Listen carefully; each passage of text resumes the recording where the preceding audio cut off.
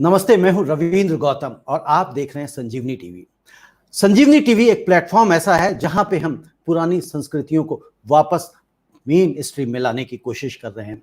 और आज का जो प्रयास है हमारा, जो लास्ट वीक भी हमने शुरू किया था, लास्ट वीक से हमारा शुरू हुआ है, डॉक्टर अंशुमन हमारे साथ जुड़े थे और उनका ही एक प्रयास है और सीए वीरेंद्र कुमार गोयल जी का प्रयास है कि क्यों ना हम जो आयुर्वेद है और एलोपैथ है, इसमें क्या सामंजस्य हो सकता है और इसके सामंजस्य से हम कैसे अपने शरीर को निरोगी रख सकते हैं, इस बारे में चर्चा करने के लिए।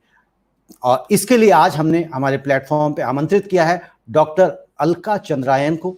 डॉक्टर अलका चंद्रायन हमारे साथ यूके से जुड़ी हैं। डॉक्टर अलका जी, आपका बहुत बहुत स्वागत है।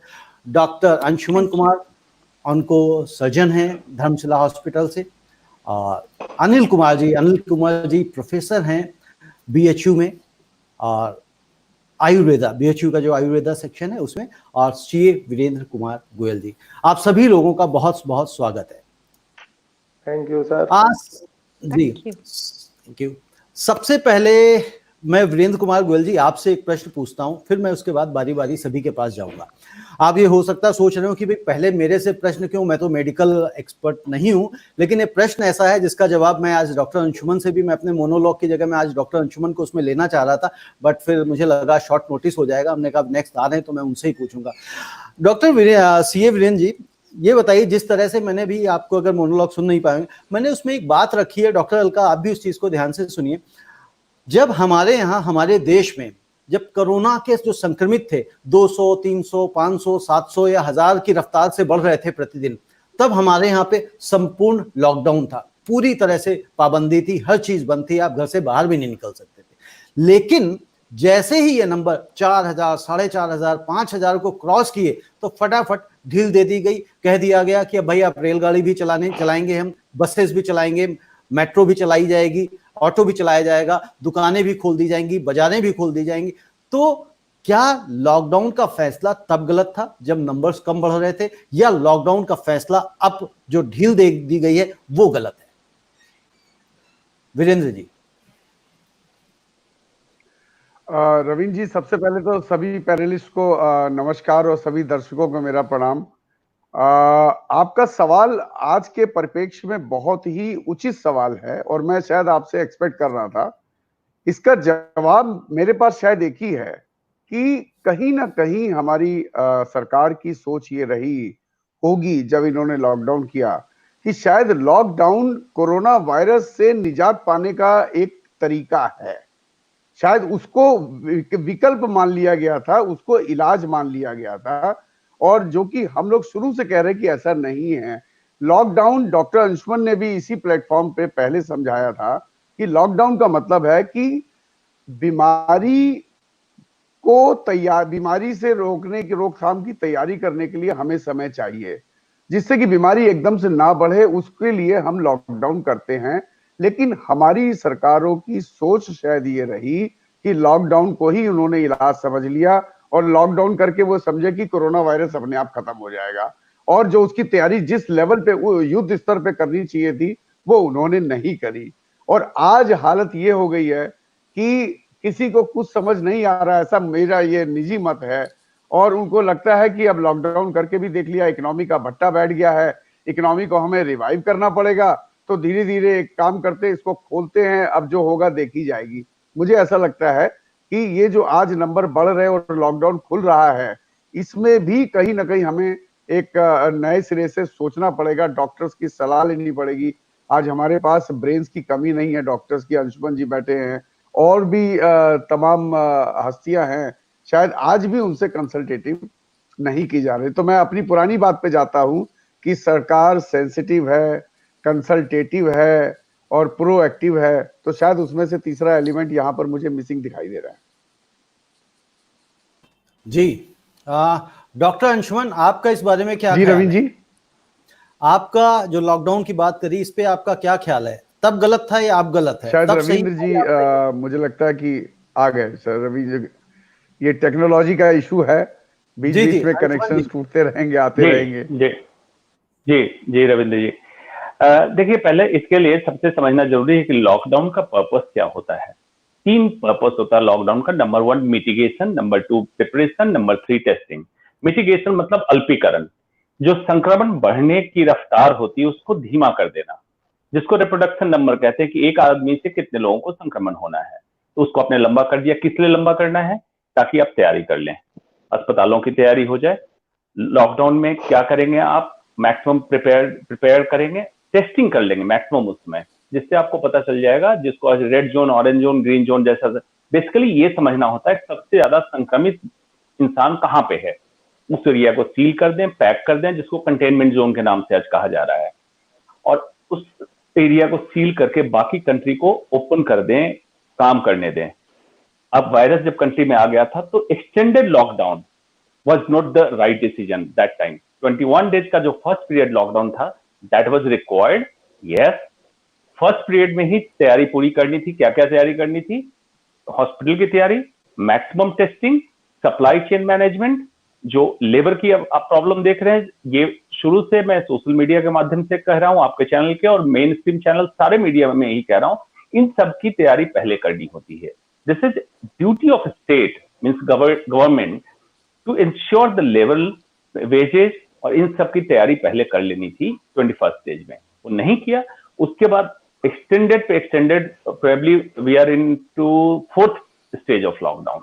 तो इतनी लॉकडाउन, जो वीरेंद्र जी ने जो बात कही, एग्जैक्टली यही हुआ कि प्रोबेबली सरकार ने भी ये मैसेज पब्लिक में पहुंचाया कि लॉकडाउन प्रोबेबली इलाज है, इसका इलाज नहीं है।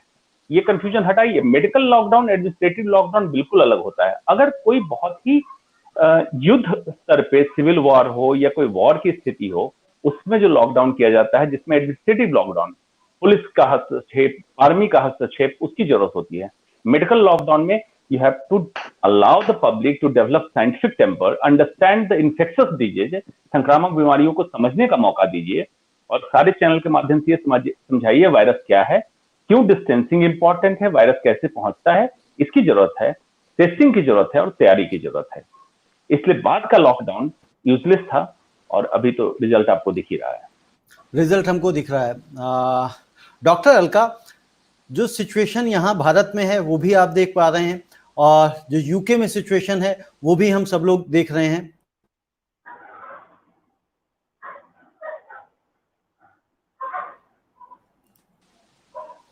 डॉक्टर अलका, कनेक्शन कट गया था। मैं पूछ रहा था कि जो सिचुएशन अभी कोरोना को लेके भारत में है वो भी किसी से छुपी नहीं है, और जो यूके में सिचुएशन थी वो भी कोई छुपी नहीं थी। और आज की तारीख में मैं देख रहा था जो यूके में है, जो डेली पॉजिटिव नंबर्स निकल रहे हैं कोरोना के, वो 2500-2600 के आसपास डेली है उसकी स्टैंड, और यहाँ पे हम इंडिया में 5500-5600 पहुंच गया है। लेकिन अभी मैं यहाँ पे देख रहा था, पढ़ रहा था कि यूके में अभी लॉकडाउन में प्रॉपर उस तरह से ढील नहीं दी गई है, उस तरह से छूट नहीं दी गई है जो यहाँ पे दी गई।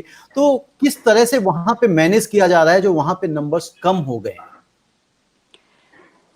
मैं अपना अंडरस्टैंडिंग, मुझे भी जैसे आप लोग पढ़ रहे हैं वैसे मैं भी पढ़ रही हूँ। मैं उस एक्सपर्ट पैनल में नहीं हूँ जो कोरोना के लिए जो टॉप लेवल में है। मैं अपनी अंडरस्टैंडिंग यहाँ रख रही हूँ। सबसे पहले ये जरूर समझना है कि अभी जो सिचुएशन है ये एक टोटली अननोन सिचुएशन है, जनरेशनल क्राइसिस है, टोटली अनचार्टर्ड। तो इसीलिए यहाँ ब्लैक एंड व्हाइट हम नहीं कर सकते कि ये बिल्कुल गलत है और ये बिल्कुल सही है, ये मेरा मानना है। ऑफ कोर्स हेल्थ सिस्टम एक बहुत इंपॉर्टेंट एस्पेक्ट होता है किसी भी सोसाइटी का, और जैसे किसी भी डिपार्टमेंट में हमें अचानक कुछ आने के लिए प्रिपेयर्ड होना चाहिए, ये हेल्थ केयर में बहुत ज्यादा जरूरी है। ये तो नहीं कह सकते कि कौन इसमें फेल हो गया और कौन इसमें पास हो गया, क्योंकि इस वायरस की हम जो इसका नेचर देख रहे हैं, इसके सामने सब थोड़े बहुत परास्त जरूर हो गए हैं। लॉकडाउन जरूरी है और कम्युनिटी में ये इंफॉर्मेशन पहुंचानी जरूरी है कि लॉकडाउन का मतलब क्या है और उसका पर्पस क्या है। मेरा कम्युनिटी इन्वॉल्वमेंट में बहुत विश्वास है और ये हम हर लेवल पे कर सकते हैं। यहाँ तो एवरीडे लाइफ में इन्वॉल्वमेंट होती है, हमारी छोटी छोटी कंसल्टेशन में भी हम एक दो एजुकेशन की बातें इन जनरल हमें यहाँ की ट्रेनिंग में बताई गई है कि आप पब्लिक को ऐसे बताइए, और मैं उसमें काफी विश्वास करती हूँ। जिस तरह से वायरस फैल रहा है, उसके लिए ये लॉकडाउन डिस्टेंसिंग हर एस्पेक्ट में लॉकडाउन एक टर्म दी गई है, जरूरी है। और यस, जैसा डॉक्टर अंशुमन ने कहा कि ये इससे अगर फैलाव अगर कम हो तो उसी समय, क्योंकि इसके बारे में किसी को कुछ भी नहीं पता है, तो जहां रिसर्च एकेडेमिया है, वैक्सीन की तैयारी, दवा की खोज, सब कुछ अभी हो रही है। कहीं हम किसी भी टेस्ट काफी आगे हैं, जो एक अच्छी बात है, क्योंकि टेस्ट करके हम ये जान सकते हैं किसको इन्फेक्शन है और किसको क्वारंटाइन और आइसोलेशन जरूरी है, और उसके आसपास के लोगों को हेल्थ केयर प्रोफेशनल में टेस्ट बहुत जरूरी है, जैसे कि सभी डिपार्टमेंट्स में, लेकिन हेल्थ केयर प्रोफेशनल में क्योंकि ताकि वो घर में ना उनको बैठने की जरूरत हो और वो काम कर सके। तो ये हर एक लेवल पे इसका डिफरेंट अंडरस्टैंडिंग और रोल है लॉकडाउन का। इकोनॉमी भी एक वास्ट टॉपिक है, लेकिन इकोनॉमी से ज्यादा है कि बहुत सारे लोग ऐसे काम कर रहे हैं जो एवरीडे मनी पे जिनकी जिंदगी और फैमिली चल रही है, तो उनके बारे में सोचना जरूरी है कि जो हर रोज कमा रहे हैं जी, जो उनके डेली लिए वेजेस ये वाले हैं बहुत- उनके लिए सोचना जरूरी है। बिल्कुल। तो जी। आई थिंक इकोनॉमी एक बहुत ब्रॉड टॉपिक है, लेकिन इकोनॉमी का बहुत एस्पेक्ट है, और हमें सरकार को, जो कंसर्न डिपार्टमेंट्स हैं उनको, और मेरे ख्याल से वही वो सोच भी रहे हैं। तो यूके में अभी, क्योंकि शायद यहाँ थोड़ा सपोर्ट सिस्टम ज्यादा है उस लेवल में भी, तो थोड़ा स्लो फेज्ड, और बहुत ही उसमें बातें चल रही हैं, और थोड़ा थोड़ा हटा भी है, बहुत ही थोड़ा। पहली स्टेप हम लोगों ने ले ली है under the guidance of government and health care. ये भी मुझे यहाँ के एक्सपीरियंस से ये लगता है कि गवर्नमेंट और हेल्थ केयर को साथ साथ चलना बहुत जरूरी है जी, और कम्युनिटी इन्वॉल्वमेंट। बिल्कुल सही बात है, सभी को साथ साथ चलना जरूरी है। डॉक्टर अनिल कुमार सिंह जी, आप प्रोफेसर हैं आयुर्वेद के IMS BHU वाराणसी में। आपसे हम लोग समझना चाहेंगे कि जो भी कोरोना संक्रमण चल रहा है, इसको आयुर्वेद के माध्यम से हम कैसे इससे बच सकते हैं, क्योंकि ये भी ऐसा लग रहा है अनिल कुमार जी कि बहुत लंबा चलने वाला है। तो हमें ऐसे से क्या क्या प्रिकॉशंस लेने चाहिए, क्योंकि एक बहुत बड़ा टर्म हमेशा यूज किया जा रहा है इसके लिए कि इम्यूनिटी अगर हम अपनी बढ़ाएंगे तो हम शायद इससे लड़ सकते हैं। तो अपनी इम्यूनिटी को स्ट्रांग करने के लिए आयुर्वेद में क्या आप बताएंगे, क्या सजेस्ट करेंगे नुस्खे जिनका इस्तेमाल किया जा सकता है? धन्यवाद सर। पहले तो ये टर्म ही गलत है कि इम्यूनिटी को बढ़ाएंगे। इम्यूनिटी सर बढ़ाई नहीं जा सकती। इम्यूनिटी को हम हमारे आचार्य आयुर्वेद में जब आप देखेंगे तो उसको साम्यावस्था में कहेंगे। हम उस साम्यावस्था में लाने के लिए जो हम द्रव्य का यूज करते हैं, जो हम मेडिसिनल हर्ब या जो कुछ भी यूज करते हैं, उन्होंने उसने बहुत क्लियर कट कह दिया, गुणायुक्ता द्रव्येषु शरीरे स्वाभिते तथा अस्माद वृद्धि क्या तस्माद देहिनो द्रव्य है। जो बढ़े हुए उसको हम घटाएं, जो घटे हुए उसको हम बढ़ाएं, और हम उसकी साम्यावस्था को पालन करें। अगर हम इम्यूनिटी बढ़ गई सर तब तो हम सांस भी नहीं ले पाएंगे, इम्यूनिटी कम भी नहीं होती है। हम उसको जो भी है, इसलिए जब आप आयुर्वेद में देखेंगे वो जो क्षय की अवस्था तो है, व्यापक डिस्टेंस और क्षय कहा गया, वो जो वृद्धि को नहीं कहा गया। तो ये टर्म ही गलत है कि हम अपनी हाइपर सेंसिटिविटी को बढ़ा दें, इम्यूनिटी को बढ़ा दें। इम्यूनिटी को हम कैसे बढ़ाएंगे, कौन सी ऐसी ड्रग्स देंगे? आयुर्वेद का था स्वस्मिन तिष्ठत यश स्वस्थ। सब कुछ हम अपने में, अपना सारा कुछ हमारा अपने में, अपने साम्यावस्था में रहे। इसीलिए हेल्थ की उसने बहुत अच्छी एक डिफिनेशन दी, सम दोषस समाग्नित सम धातु मल किया, सभी जगह सम हो, प्रसन्न आत्मेंद्रिय मन स्वस्थ की विधि। इम्यूनिटी बढ़ाने की बात कहाँ से आने लगी? कौन सी ऐसी ड्रग्स है जो इम्यूनिटी को बढ़ा दे? इम्यूनिटी बढ़ाएगी सर 4 प्रकार की हाइपर सेंसिटिविटी हो जाएगी, कम होगी, पेट से लेकर के कैंसर तक हो जाएंगे। हम अपने को जो कुछ भी, जो हमारे साथ जो धातुओं की विषमावस्था हो रही है, उसको कोविड-19 कोरोना की एक फैमिली का एक छोटा सा वायरस है कोविड-19। कोरोना वायरस को हम ट्रीट नहीं कर रहे, उसकी फैमिली के एक छोटे से वायरस को ट्रीट कर रहे हैं, जिसके ढेर सारे सिम्टम है। आयुर्वेद इसको एक आगंतुक रोग मानता है, जो बाहर से आ रहा। आगंतुक रोग आकर जब शरीर में आया है, जो उसकी प्रकृति जो भी होगी उसके आधार पर पहले हम उन दोषों का निर्धारण करें। हम जितने भी हमारे आयुर्वेद के लोग हैं, दोषों का निर्धारण करने के पहले वो दवाई लेके ही पहुंच गए हैं। ये दवा यूज करी, ये दवा कोरोना को मार रही है, ये दवा कोरोना को ठीक कर रही है, कोविड-19 को मार रही है। ये प्रॉब्लम है आयुर्वेद के सामने, ये प्रॉब्लम वो ठीक नहीं करता, वो दवा लेके पहुंच जाता है। वो दवा उनको पता नहीं है कि दवा काम कर रही है कि नहीं कर रही है, लेकिन वो दवा लेके मेडिसिन लेके पहुंच गए। हाजिर गुड़ची, पहले एक एलोवेरा चली थी, अब गुड़ची आ गई बेचारी, वो भी फंसी पड़ी इसी में। गुड़ची क्या करेगी इसमें हमें समझ में नहीं आता है, बताएं अनिल। मैं आपको बीच में रोक रहा था। अब जैसे आपने कहा कि इम्यूनिटी को बढ़ाया नहीं जा सकता, जब बढ़ाया नहीं जा सकता है तो ये फिर क्यों कहा जाता है, ये भी डॉक्टर अंशुमन से भी मैं पूछूंगा या डॉक्टर अलका जो भी जवाब दें, कि इम्यूनिटी कम है, वीक है, इस वजह से कोई भी बीमारी आपको जकड़ लेती है अपने संक्रमण के दौरान? जी जी, देखिए सर, हमारी बॉडी एक बफर सिस्टम पर बैलेंस है। अगर 0.2 और ऊपर जाती है एल्कोलोसिस होती है, 0.2 नीचे आती है एसिडोसिस होती है। जब 0.2 में इतना सब कुछ हो सकता है तो इम्यूनिटी को हम बढ़ाएंगे कैसे? इम्यूनिटी को हम साम्यावस्था में लाएं, अपने उस बराबर पर लाएं जहां तक हमें हो कि हम अपने को, अपनी बॉडी को उस हिसाब से ठीक करें कि वो रोगों से फाइट कर सके। हम इम्यूनिटी को बहुत बढ़ा नहीं सकते, इम्यूनिटी बढ़ती भी नहीं है, बढ़ेगी कैसे? It is dual source. तो ये तो टर्म ही गलत है कि हम इम्यूनिटी बढ़ाने वाली दवा लेंगे। कैसे बढ़ाएंगे इम्यूनिटी? क्या करेंगे? हो सकता है अनिल जी, हो सकता है मेरा जो प्रश्न है जो फ्रेम किया है वो मैंने एक गलत उसमें कर दिया कि अब चूंकि एक कॉमन लैंग्वेज में अगर हम बात करें, आदमी यही कहता है कि इम्यूनिटी वीक थी इस वजह से, तो इम्यूनिटी को हम बढ़ाएं। अब सम कितना सम होगा, तो यानी कि उस सम तक लाने के लिए भी अगर एक लो लेवल पे चलेगी तो सम तक लाने के लिए भी तो बढ़ाने की तो बात होगी वैसे। नहीं, हमको बस हम उस साम्यावस्था तक ला दें, अपनी इम्यूनिटी की साम्यावस्था, जो अगर मान लीजिए हमारे जो व्याधि क्षमता पे जो कुछ घट रही है उसको हम वहां साम्यावस्था लाएंगे कैसे? ढेर सारे जो भी उसके सर हम उसके साइन एंड सिम्टम को देखें, जो भी साइन सिम्टम हमारे शरीर प्रकट कर दे रही है, जो भी पैथोजेनेसिस हो रही है, उसके आधार पर हम उस द्रव्य का यूज करें। जो भी साइन सिम्टम हो रहा है उसको हम दूर करें। अगर कोई ऐसे दोष बात पित्त कफ की अगर हम बात करें, संधिपात की बात करें, तो यहाँ पर बात पित्त कफ पहले प्रकोपित हो नहीं रहे हैं, जो भी है तो आगंतुक, जो जब वायरस शरीर में बाहर से आ रहा है, रोग दो प्रकार के हो गए सर, आगंतुक और प्राकृतिक। शारीरिक और अधिष्ठान दो हो गए, शरीर और मन।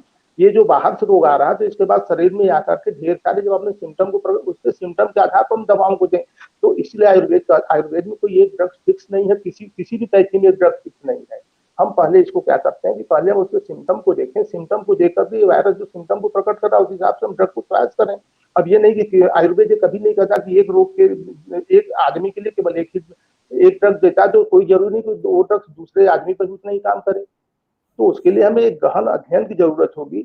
ये नहीं कि हम कोरोना कोविड-19 आया इसके बाद हम ढेर सारी ड्रग्स लेके पहुंच चुके हैं, ये ड्रग्स हमारी काम कर रही, ये ड्रग्स कोरोना हमारे, कितने आयुर्वेद के लोगों ने कोरोना को मारा।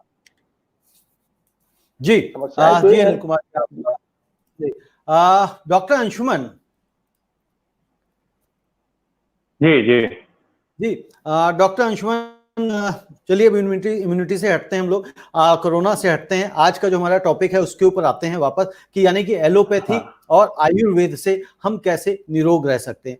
ये एक बड़ा कॉमन, अब आप बताएंगे ये मिथ है या सच्चाई है, फैक्ट है, कि अगर हम एलोपैथिक दवाइयां लेते हैं, एलोपैथिक मेडिसिन लेते हैं, तो उससे साइड इफेक्ट हो जाते हैं। और एक बीमारी के लिए हम जब डॉक्टर के पास जाते हैं, आप जैसे डॉक्टर्स के पास हम पहुंचते हैं, दर्द तकलीफ तो मुझे एक है, लेकिन उस तकलीफ को हटाने के लिए हमें 5-6 गोलियां दे दी जाती हैं। क्या वो एक गोली काम क्यों नहीं करती? डॉक्टर से पूछते हैं, डॉक्टर कहता है ये गोली इसलिए है क्योंकि इसका साइड इफेक्ट ये होता है, तो उस साइड इफेक्ट को खत्म करने के लिए तीसरी गोली है, तीसरे साइड इफेक्ट को खत्म करने के लिए चौथी गोली है। तो हम दवाओं के ऊपर आ जाते हैं और धीरे धीरे करके हम देखते हैं कि जैसे जैसे हमारी उम्र बढ़ती जाती है वैसे वैसे ही हमारे दवाई का जो डब्बा, लोगों को डब्बा बनना शुरू हो जाता है। दवाई का खाने का टिफिन होता है, उसके साथ अब दवाई का भी टिफिन चालू होने लग गया है। आप देखेंगे बहुत सारे बड़े बिजनेसमैन हैं, वो अपने साथ दवाई का जो टिफिन है वो भी साथ में कैरी करते हैं। तो किस तरह से हम उस दवाई के टिफिन से बचें, और अनिल जी से भी बात करेंगे कि हम किस तरह से जो आयुर्वेद है उसको अपने उसमें हम लाएं अपने दिनचर्या में, ताकि हम कभी रोगी हो ही नहीं। ठीक, रविंद्र जी, बहुत बहुत ही उम्दा सवाल आपने उठाया है, लेकिन उसके पहले इम्यूनिटी वाली समस्या का समाधान जरूरी यहाँ क्यों है कि ये आज एक साइकोसिस फियर है और एक ही समाधान लोगों को दिख रहा है, इम्यूनिटी बढ़ा दो। तो जैसा डॉक्टर अनिल ने कहा, बिल्कुल मेडिकल साइंस यही मानता है कि इम्यूनिटी बढ़ाना मतलब जो नॉर्मल लेवल होना चाहिए उससे ऊपर जाएगा, हाइपर सेंसिटिव रिएक्शन होगा, और नीचे आएगा तो एड्स या कैंसर जैसी बीमारियां होंगी। इम्यूनिटी क्या है पहले समझना चाहिए आपको। जैसे कोरोना वायरस अदृश्य है, इसी तरह हमारे शरीर के अंदर कुछ सेल्स और कुछ इम्यूनोग्लोबुलिन्स होते हैं जो हमें नंगे आंखों से नहीं दिखते हैं, हमारे ब्लड में सर्कुलेट होते रहते हैं। दो तरह की इम्यूनिटी, अगर कॉमन लैंग्वेज में बोले तो दो तरह की इम्यूनिटी हम मान सकते हैं। नॉन स्पेसिफिक मतलब किसी खास वायरस या बैक्टीरिया के अगेंस्ट नहीं है, मतलब कोई भी बाहर से तब तो आएगा उस पर ये चीज अटैक करेगी, जिसमें नेचुरल किलर सेल्स हैं, टी सेल्स हैं, बी सेल्स हैं, ये जनरल है। किसी भी फॉरेन बॉडी पे अटैक करेगा। और एक होती है इम्यूनिटी स्पेसिफिक, जो खास वायरस के जैसे SARS-CoV-2 के अगेंस्ट अगर एंटीबॉडी हमारे शरीर के अंदर बनता है उसको कहते हैं स्पेसिफिक इम्यूनिटी, जिसको इम्यूनोग्लोबुलिन कहते हैं। और रिसेंट अभी इन्फेक्शन हुआ तो IgM, M form of immunoglobulin, और बाद का हो तो IgG, ये एक टेक्निकल टर्म है। ये क्या होता है कि जब तक आपका एक्सपोजर नहीं हुआ है वायरस से तो स्पेसिफिक इम्यूनिटी आपके शरीर के अंदर नहीं होगी। तो कहानी कहाँ है इम्यूनिटी बढ़ा दो या नहीं बढ़ा दो की? नॉन स्पेसिफिक इम्यूनिटी जब होती है तो ये अटैक कर देती है। जैसे आप मान लीजिए कि आपके सोसाइटी में सिविल पुलिस, जो नॉर्मल पुलिस है, ये मौजूद है, ये नॉन स्पेसिफिक इम्यूनिटी है। अगर पॉकेट मारा है, लुटेरा है, रोड स्नैचिंग हो, डकैती हो, तो ये पुलिस हर जगह काम कर रही है, ये नॉन स्पेसिफिक है। लेकिन अगर डिजास्टर हो जाए तो आपकी नेशनल डिजास्टर टीम आती है, रैपिड एक्शन फोर्स की टीम आती है, बहुत सारे रैपिड रेस्क्यू टीम आती है, इस तरह की टीम आती है। स्पेसिफिक इम्यूनिटी तो नॉन स्पेसिफिक तब तक टाइम बाउंड करे, हमारे शरीर को प्रोटेक्ट करे डैमेज से, तब तक इम्यूनोग्लोबुलिन डेवलप हो। इम्यूनोग्लोबुलिन कब डेवलप नहीं हो सकता? नॉर्मल कोर्स में ईश्वर ने हमारे शरीर में इतनी शक्ति दी है कि इम्यूनोग्लोबुलिन डेवलप होगा और हम फाइट कर लेंगे। कब नहीं हो सकता वो समस्या है।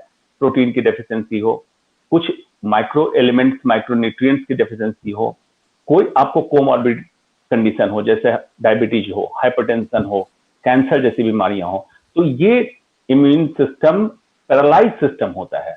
मतलब बहुत इसमें क्षमता कम हो जाती है और इसके अगेंस्ट अटैक नहीं कर पाता है।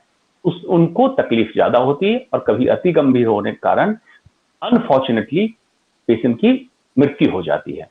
तो उसी को समझने की जरूरत है इम्यूनिटी को। इम्यूनिटी कोई बहुत अनसुलझी पहेली नहीं है जिसको बढ़ा सकते हैं, कम कर सकते हैं। ईश्वर प्रदत्त हमारे बॉडी के अंदर एक क्षमता है जो ऑलरेडी है, हमें उसको मेंटेन करना है जीवन शैली से। जीवन शैली में आयुर्वेद का काफी रोल है। उसी पर मैं आ रहा हूं जो आपने सवाल पूछा दवाइयों पे। देखिए ये बिल्कुल सही है, मेडिकल साइंस में ये समस्या थोड़ी हुई है कि जब कोई मरीज आता है एक बीमारी के लिए तो हम सीधा दवा लिखते हैं। हमसे मतलब है कोई भी MBBS डॉक्टर।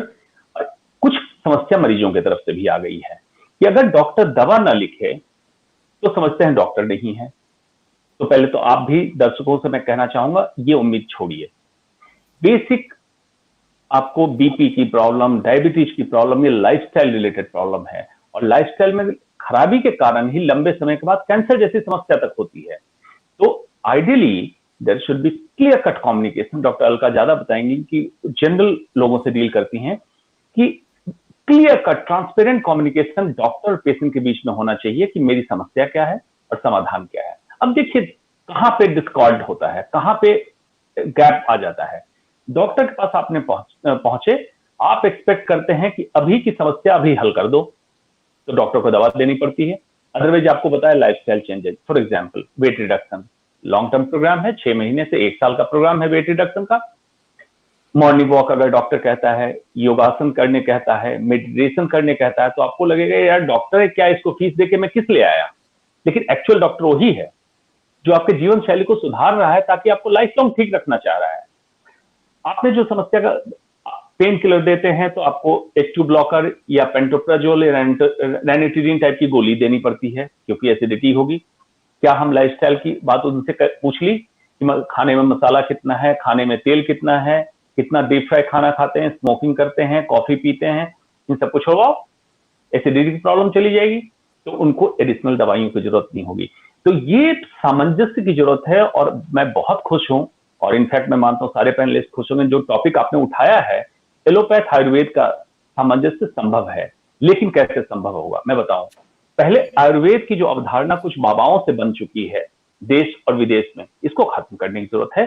सच्चा आयुर्वेद निकल के सामने आए और ये हाथ बढ़ाए, एलोपैथ को पकड़े, क्योंकि एलोपैथ हमारा एक एस्टैब्लिश मेथड है जिसमें हम साइंस विज्ञान की बात करते हैं, हर कुछ को प्रूव करते हैं, एविडेंस की बात करते हैं और दोनों जुड़े तो एक होलिस्टिकली हम बहुत बड़ा बदलाव कर सकते हैं हेल्थ केयर में। छोटा बदलाव नहीं है, प्रिवेंशन टू क्योर तक की बात हो सकती है, लेकिन जुड़ने की जरूरत है।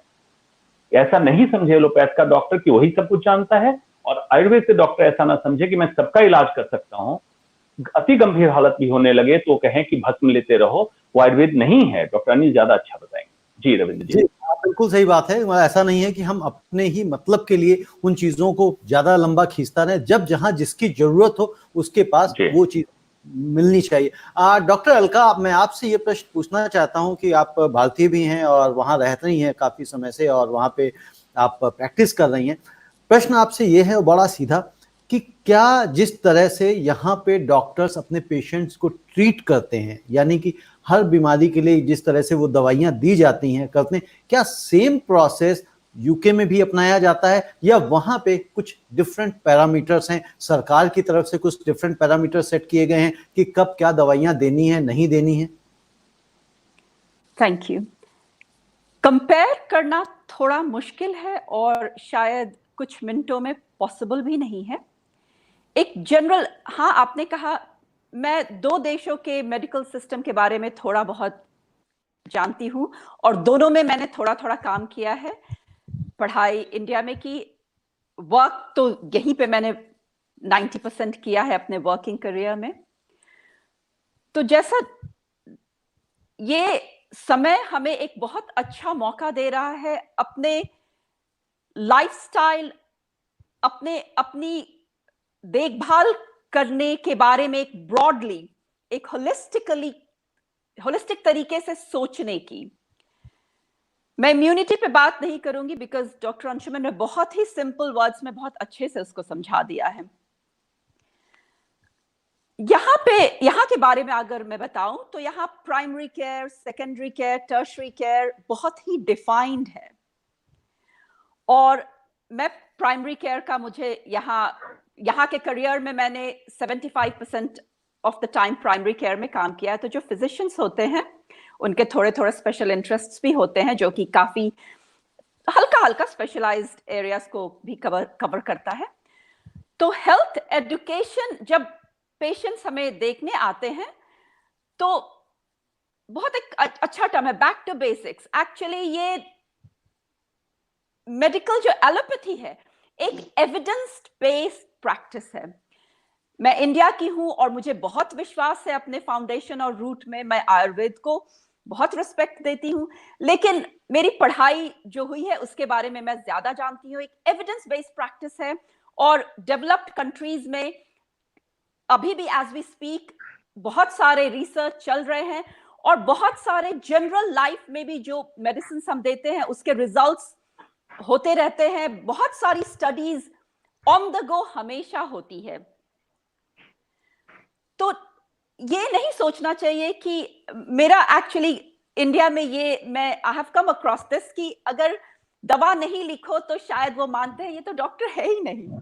ये थोड़ा थोड़ा है, मैं ब्रॉडली कैटेगराइज नहीं करूंगी क्योंकि वो गलत होगा। मैंने ये थोड़ा सा एक्सपीरियंस किया है घर में बातचीत में भी कि डॉक्टर ने दवा ही नहीं दी।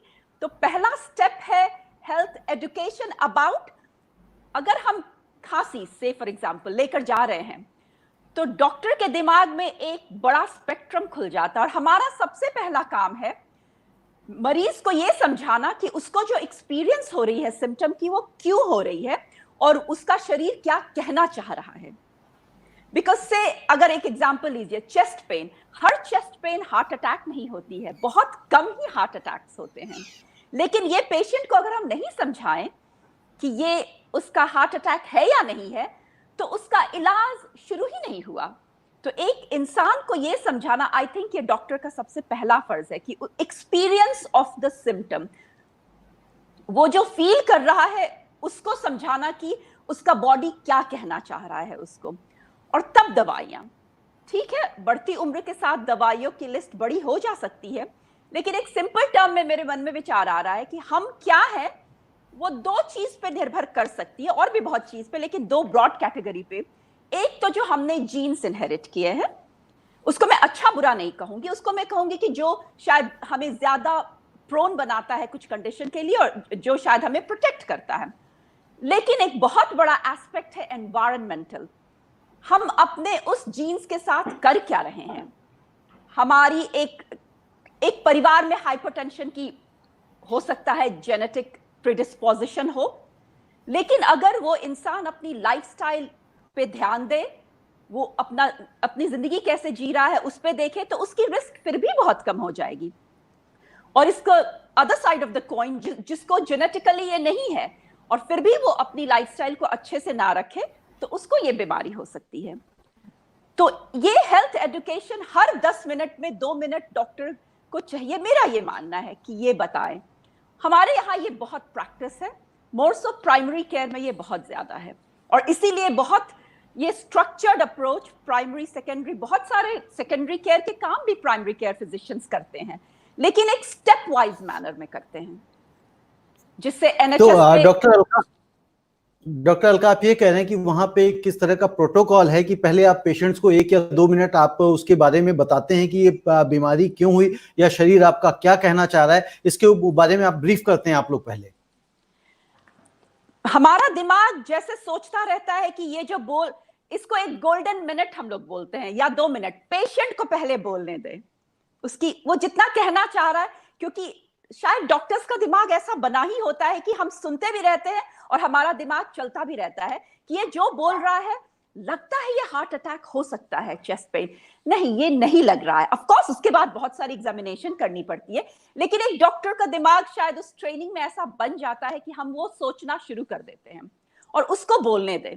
और फिर हमारे यहाँ तो कंप्यूटर सिस्टम पे काफी चीज रहती है, उसकी प्रीवियस हिस्ट्री, उसकी फैमिली हिस्ट्री, सारे चीज यहाँ पे उसके नोट्स में हमें दिखती रहती है, जो कि काफी अच्छा हेल्प करता है। आई थिंक ये सिस्टम उस हिसाब से एक स्ट्रक्चर्ड अप्रोच जरूर हेल्प कर देता है। और तब उसके एग्जाम करते करते, एग्जामिनेशन करते करते उसको समझाना, और अगर दवाइयां जरूरत हो तो वो देना, या फिर इमरजेंसी मेडिसिन की जरूरत हो तो रेफर करना।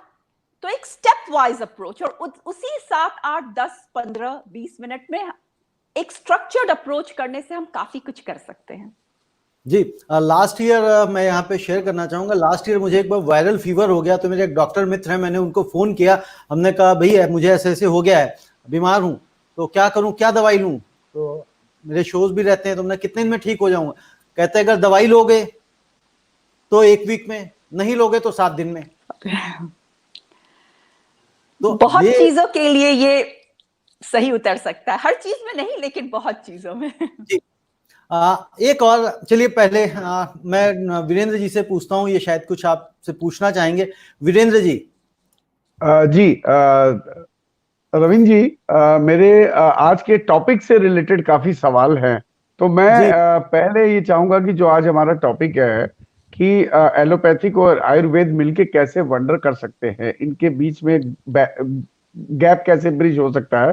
तो मेरा सवाल पहले डॉक्टर अनिल कुमार सिंह जी से है। डॉक्टर साहब से मेरा सवाल ये है कि जब हम आयुर्वेद की बात करते हैं तो मैं पहले, सबसे पहले, इससे पहले कि डॉक्टर साहब आगे बढ़े, मैं इनको बेसिक्स पे ले जाना चाहता हूं कि क्या वजह है कि आज आयुर्वेद उतना पॉपुलर नहीं है, जबकि ये हमारा हजारों वर्ष पुराना विज्ञान है। ये नंबर 1। नंबर 2, आज कितनी मिथ है आयुर्वेद के बारे में, लोगों को विश्वास नहीं होता कि हम आयुर्वेद के पास जाएंगे तो ठीक हो जाएंगे। जैसे कि मैं एग्जांपल के तौर पे बताता हूँ, आज मैं बात करता हूँ, जब मैं एलोपैथी के डॉक्टर के पास जाता हूँ तो मुझे पता है कि ये डॉक्टर साहब MD हैं, ये MS हैं, इन्होंने उसके ऊपर की भी पढ़ाई करी है। मुझे आयुर्वेद के बारे में तो पता ही नहीं कि क्या डिग्री होनी चाहिए। दूसरी बात, आज हम इंस्टीट्यूट की बात करें तो मेडिकल कॉलेजेस के बारे में सबको पता है। क्या हमें पता है कि अगर हम कोई आयुर्वेद के कॉलेज का या इंस्टीट्यूशन का नाम ले या विश्वविद्यालय का नाम ले तो क्या आम पब्लिक को पता है? तो ऐसी बहुत सी चीज है जो अनिल कुमार सिंह जी से मैं रिक्वेस्ट करूंगा कि इसके ऊपर प्रकाश डालें, और कैसे हम पहले तो बात करें कि नींव हमारी कैसे मजबूत हो, फिर हम उसके बाद इलाज और उपचार की बात करते हैं। और उसके बाद भी कई सवाल हैं कि विश्वसनीयता कैसे डेवलप हो। ये जो पुड़िया में दवाई दी जाती है, ये पुड़िया पे कैसे आंख बंद करके विश्वास कर ले कि इसमें कोई चीज नहीं मिली हुई है?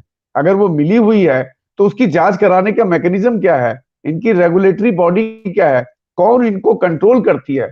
तो डॉक्टर अनिल, मैं आपसे उम्मीद करूंगा कि आप सिलसिलेवार इस प्रश्नों का जवाब दें, जिससे कि हमारे दर्शकों के मन में आयुर्वेद के प्रति वही विश्वास हो जो होना चाहिए। दूसरी एक सबसे बड़ा सवाल कि क्या आयुर्वेद वही है जो बाबा रामदेव दिखाते हैं?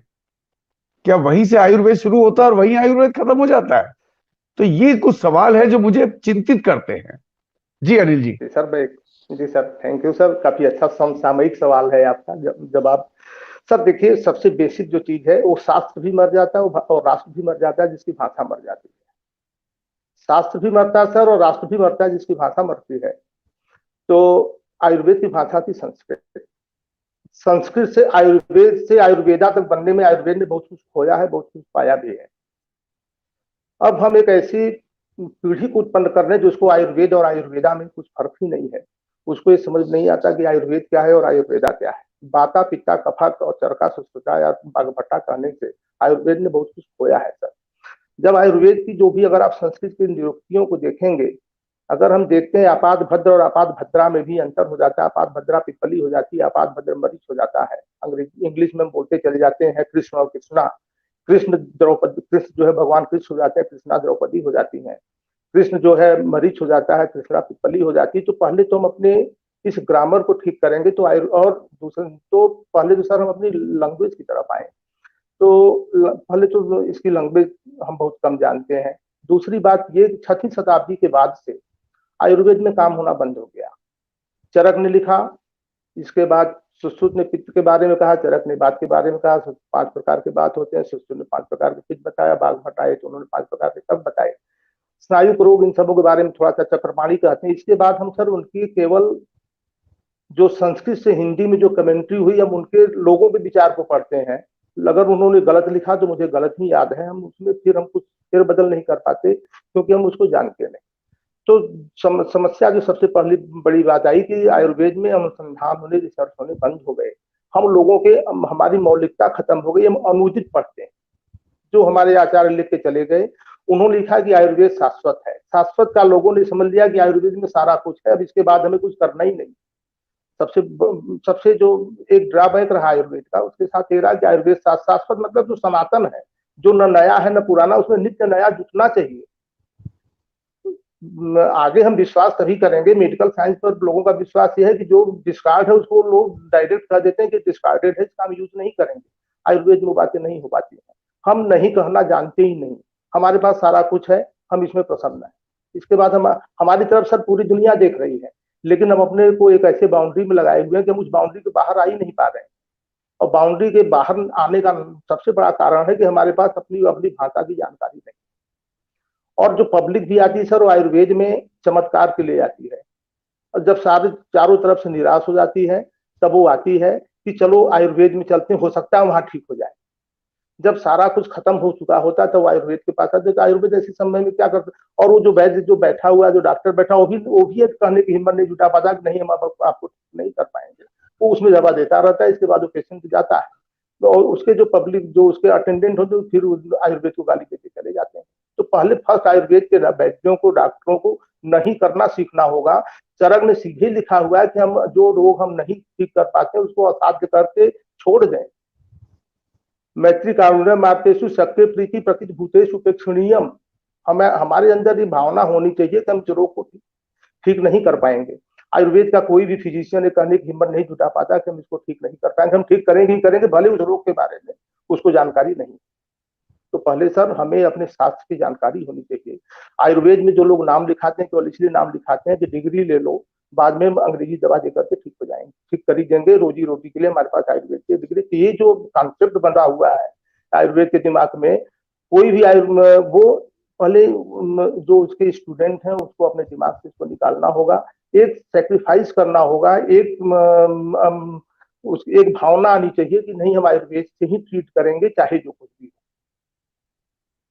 तो आयुर्वेद का लोगों को पर फेथ होगा, विश्वास होगा। सबसे बड़ा कारण ये, आयुर्वेद के पास लोग इसीलिए नहीं आते। अब अगर आयुर्वेद का एमडी बैठा है, मॉडर्न का एमडी बैठा है, पोस्ट ग्रेजुएट और मॉडर्न वाला भी मॉडर्न की दवा दे रहा, आयुर्वेद वाला भी आयुर्वेद की दवा दे रहा, तो आप आयुर्वेद के पास क्यों आएंगे? वो तो जैसे मोदी जी ने कहा था कि हमारे होटल का खाना बढ़िया है लेकिन हम दूसरे होटल में खाते हैं, तो हमारे होटल में खाना खाने कोई क्यों आएंगे? तो सबसे बड़ा ड्रॉबैक ये है कि आज आयुर्वेद का ग्रेजुएट उतनी दवा नहीं लिखता, आयुर्वेद की जितनी की मॉडर्न वाले लिखते हैं। तो अनिल जी इसमें जी अनिल जी, इसमें डॉक्टर साहब सवाल ये उठता है कि हम आगे कैसे बढ़े। ये तो समस्या हो गई, अब इससे निजात पा करके हम आगे देखें। बाबा रामदेव को सर हम इसमें जरूर धन्यवाद देना चाहेंगे कि उन्होंने मोटिवेशन लोगों का चेंज किया, ओरिएंटेशन चेंज किया, लोग आयुर्वेद की तरफ मुड़े, लोगों ने आयुर्वेद को सोचना शुरू किया। और अभी भी जो आयुर्वेद के जो विद्वान लोग हैं, आयुर्वेद को एक अल्टरनेटिव मेडिसिन के रूप में शुरू कर देना, इम्यून बूस्टर, इम्यूनिटी इनहेंसर। जबकि चरक ने आयुर्वेद के 2 प्रयोजन रहे, स्वस्थ से स्वास्थ्य रखना। पहले हम स्वास्थ्य की रक्षा करें, जैसा डॉक्टर साहब ने कहा, अलका जी ने कहा, वंशुमान जी ने कहा कि पहले हम लोगों को ट्रेन करें, अपनी लाइफ स्टाइल को चेंज। आयुर्वेद केवल दवा की बात नहीं करता था, आयुर्वेद आहार और विहार दोनों की बात करता है। हम अपनी लाइफ स्टाइल को चेंज करें, हम जो भी हम अपनी लाइफ स्टाइल जो हमारी है उसको पहले ठीक रखें। जो भी हमारे ब्रह्म मुहूर्त में, खैर जो भी हम जगह हमारी अपनी निद्रा जो भी है हम कंप्लीट करें, उसकी हम बात नहीं करते, लेकिन पहले अपनी लाइफ स्टाइल को चेंज करें। लाइफ स्टाइल चेंज करने का मतलब ये कि हम अब केवल एक योग को अगर हम देखते हैं, योग में केवल हम आसन को लेते हैं, यम नियम आसन, एक तीसरी स्टेज को लेते हैं। हम अपने नियमों को और यम और नियम को तो हम फॉलो करते ही नहीं हमारे अंदर। तो अगर हम अपनी लाइफ स्टाइल चेंज करते हैं, मॉडर्न में हम करते क्या है, मॉडर्न में हम दवा देकर तो रोक सकते हैं, उसके ढेर सारे साइड इफेक्ट हो सकते हैं। आयुर्वेद में भी अगर हम अपनी पैथी को, अगर तो फर्स्ट पहले सर हम अपनी भाषा को जाने, हम उसके आयुर्वेद पर विश्वास करना, जो आयुर्वेद के लोग हैं पहले वो भी आयुर्वेद के ऊपर विश्वास करना शुरू करें अपने। और इसके साथ साथ आयुर्वेद पर विश्वास ये होगा जब नहीं कहने की हिम्मत जुटाएं। हम ये न कहें कि हम हर रोग पे ट्रीटमेंट कर सकते हैं। हर पैथी की सर अपनी अपनी विशेषता होती है, हर पैथी अपने में संपूर्ण नहीं है, लेकिन हर दवाएं अब हमारे शरीर में जाती हैं। कोई ना कोई ऐसा, चाहे होम्योपैथ हो, आयुर्वेद हो, एलोपैथ हो, या जो कुछ भी हो, सारी दवाओं को हमने शरीर में लेते हैं तो कोई ना कोई हमारे शरीर में एक ऐसा मेल्टिंग पॉइंट होगा जहां बायो ट्रांसफॉर्मेशन के बाद सारा कुछ एक हो जाता है। तो डॉक्टर साहब आप ये कहना चाह रहे हैं कि आयुर्वेद की अपनी एक लिमिटेशन है जिसको हमें बड़ी निष्ठा और ईमानदारी के साथ उसको स्वीकार करना होगा, स्वीकार करना और होगा। हमें अपने पेशेंट को बताना होगा कि ये हमारी लिमिटेशन है, जिससे कि वो ज्यादा विश्वास के साथ वहां तक आपसे इलाज कराए। ज्यादा विश्वास साथ, हाँ, ये रोग का हम गारंटीड इलाज करेंगे, 100% इलाज करेंगे। हमारे पास ये जो डिजीज है उसका भी, अब सारे डिजीज जिसके बारे में हम जानते नहीं भी उसका भी हम इलाज करना शुरू कर देते हैं। अच्छा डॉक्टर साहब ये बताएं कि अफजस होगा, हानि होगी। हाँ सर, कि आज एक आम जनता के मन में ये सवाल है, हमारे दर्शकों के मन में सवाल होगा कि हम किसके पास, जिसके पास हम जा रहे हैं, हम कैसे आश्वस्त हों कि हम सही व्यक्ति के पास जा रहे हैं, उसकी क्या डिग्री वेरिफिकेशन करी जाए? सर वो तो डॉक्टर के अंदर नैतिकता होनी चाहिए कि वो बताए कि मैं इसका इलाज नहीं कर सकता। जैसे कि मैं एग्जांपल देता हूं कि आप एमडी डॉक्टर लिखा हुआ है, एमएस डॉक्टर लिखा हुआ है, या और भी स्पेशलिस्ट है, तो वहां पर विश्वास जमता है कि भाई मुझे आई स्पेशलिस्ट के पास जाना है, उनके पास ये डिग्री है, मैं वहां जा रहा हूं। तो आयुर्वेद में तो हम लोग तो कंफ्यूज हो जाते हैं, मैं खुद अपनी बात करता हूं, मुझे विश्वास नहीं होता कि मैं जा रहा हूं कहीं ये पुड़िया में कुछ मिला के ना दे दे। तो उसके बारे में आप दर्शकों की शंका कैसे दूर करेंगे? दर्शकों शंका सर, आयुर्वेद में अगर हमें पुड़िया हमें नहीं पसंद है तो आप उस डॉक्टर से कहें, उस वैद्य से कहें कि आप दवा लिख के दीजिए, मैं मेडिकल स्टोर से खरीद लूंगा, या रॉ मटेरियल जहां बिकता है वहां से जाकर के मैं स्वयं बना लूंगा अगर आप बना के नहीं देते हैं। आयुर्वेद कहता है प्रकृतम प्रकृतम विकसित चतुर्द्रव्य समुपाचरे। आप द्रव्य की परीक्षा करें, रोग की परीक्षा करें, रोगी की प्रकृति की परीक्षा करें। आयुर्वेद में पेटेंट नहीं चलता। आज हम पेटेंट की तरफ जा रहे हैं, वो समस्या आयुर्वेद के साथ। जी अगर हम आयुर्वेद में जब हम अपने ग्रंथों को पढ़ेंगे तो वहां पर हमें सबकी परीक्षा करने को कहा गया। हम द्रव्य की भी परीक्षा करते हैं सर। हम कैसे आयुर्वेदिक ड्रग्स पर विश्वास कर सकते हैं? अगर हम सुंठी देते हैं तो जिंदी विराल पहले निकाल लिया जाता है, हम वेस्ट प्रोडक्ट देते हैं। अगर हम लौंग देते हैं तो यूजीनाल पहले निकाल लिया जाता है, इसके बाद हम लौंग की लकड़ी केवल यूज करते हैं। अगर हम पुष्कर मूल देते हैं सर तो एलेंटोइन उसका पहले निकाल लिया जाता है, उससे कश्मीर की अर्थव्यवस्था चलती है। एलेंटोइन उसका एक्टिव प्रिंसिपल तो पहले बाहर है। तो फिर हम देते क्या है? जो ड्रग्स हमारे पास आती है, सिटोपलादी में हमने एक बहुत बड़ी फैक्ट्री का, जब फार्मास्यूटिकल कंपनी का जब हमने चेकिंग की तो जहां वंशलोचन की जगह सर सिटोपलादी में सिलिका जेल डाला जा रहा है आजकल। सिलिका जेल स्वयं ही कार्सिनोजेनिक है। हम किस हिसाब से कहें कि हम सिटोपलादी हमारी उतनी काम करे जो चरक ने कहा था? तो कुछ तो ड्रग्स की प्रॉब्लम है, कुछ हमारे साथ जो फार्मास्यूटिकल्स है उनकी प्रॉब्लम है। कुछ हमारे जो रॉ मटेरियल्स है वो वेस्ट प्रोडक्ट यूज कर रहे हैं या सही प्रोडक्ट यूज कर रहे हैं, उसकी प्रॉब्लम, वो समस्या है। तो कुछ कंट्रोवर्सी की समस्या है जी। डॉक्टर साहब, मैं आपके पास आता हूं, उससे पहले इसी चैप्टर से पहले संबंधित एक सवाल है, मैं डॉक्टर अंशुमन के पास आना चाहूंगा। रविंद्र जी, अगर अंशुमन जी फ्रेम में आ जाएं। अंशुमन जी, आयुर्वेद के साथ एक प्रॉब्लम है कि जब कोई पेशेंट वहां पे जाता है तो वैद्य जी इतने सवाल पूछते हैं कि वो थक जाता है। कम से कम 15-20 मिनट तक वो सवाल पूछते हैं। और जब हम एलोपैथी के पास जाते हैं तो हमारी समस्या ये है, खास तौर से 50+ वालों की समस्या की, डॉक्टर साहब के पास गया वो तो कुछ पूछते ही नहीं है। हमने बताया पेट में दर्द 1 गोली, सर में दर्द 1 गोली, गैस बनी 3री गोली।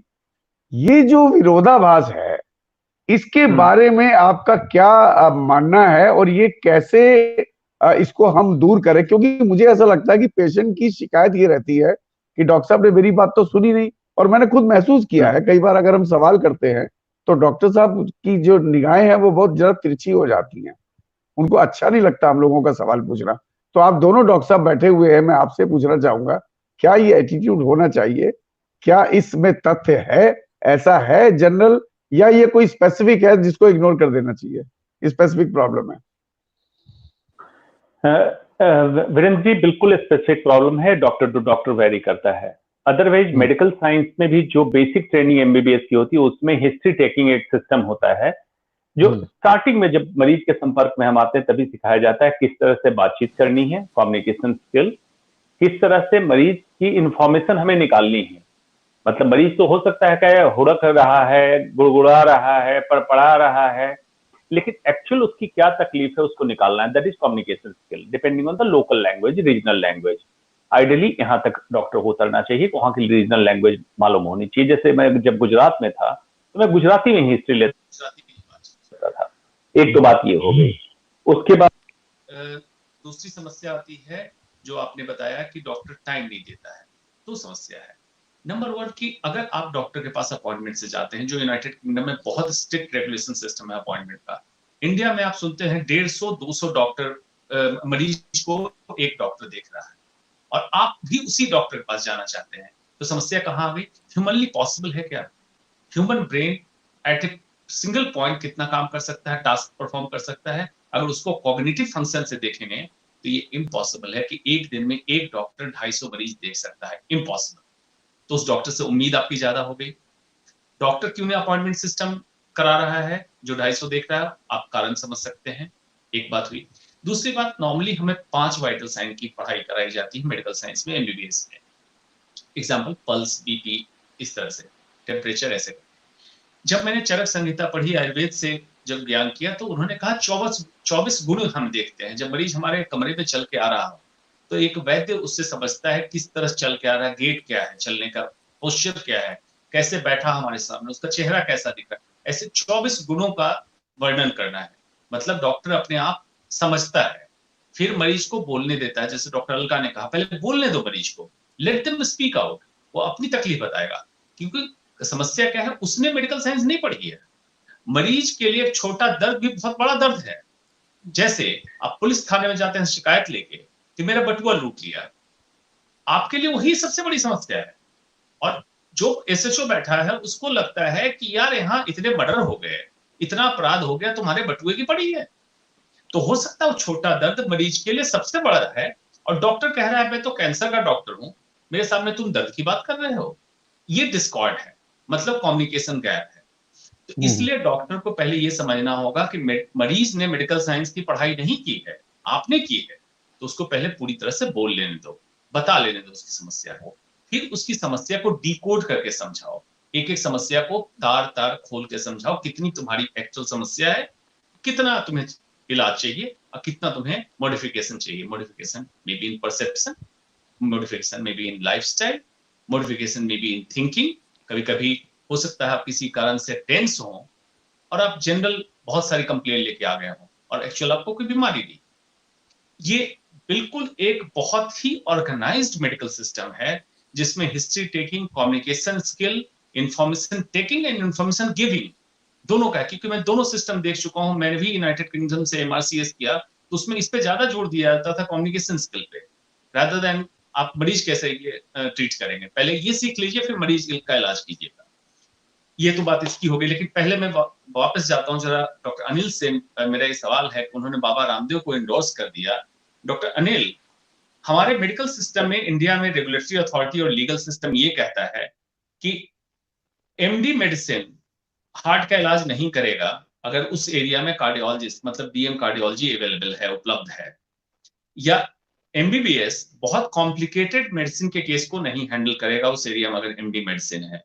लेकिन आप क्या कोई भी इंसान जो अनपढ़ हो, जो आपका जिसका आपने नाम लिया रामदेव का, और उसको आप आयुर्वेद का फेस अगर बता रहे हैं, तो मुझे इसलिए शक हो रहा है कि मैं कैंसर का स्पेशलिस्ट हूँ, मेरे पास आए दिन रोज केसेज आ रहे हैं कैंसर के, जो स्टेज 1 में जाते हैं, जिनको 3-4 ऐसे चेहरे आपको बता दूंगा जो इंडिया में नामी जाने जा रहे हैं आयुर्वेद के लिए, जो कि आयुर्वेद के डॉक्टर नहीं हैं और कैंसर का इलाज करने को क्लेम करते हैं, जिनके पास मेरे पास एविडेंस है कि स्टेज 1 कैंसर को स्टेज 4 में कर दिया और उनको सच्चाई नहीं बताई, और जब ब्लीडिंग होने लगी तो उनको रेफर कर दिया कि घर जाओ, मोक्ष की प्राप्ति होगी।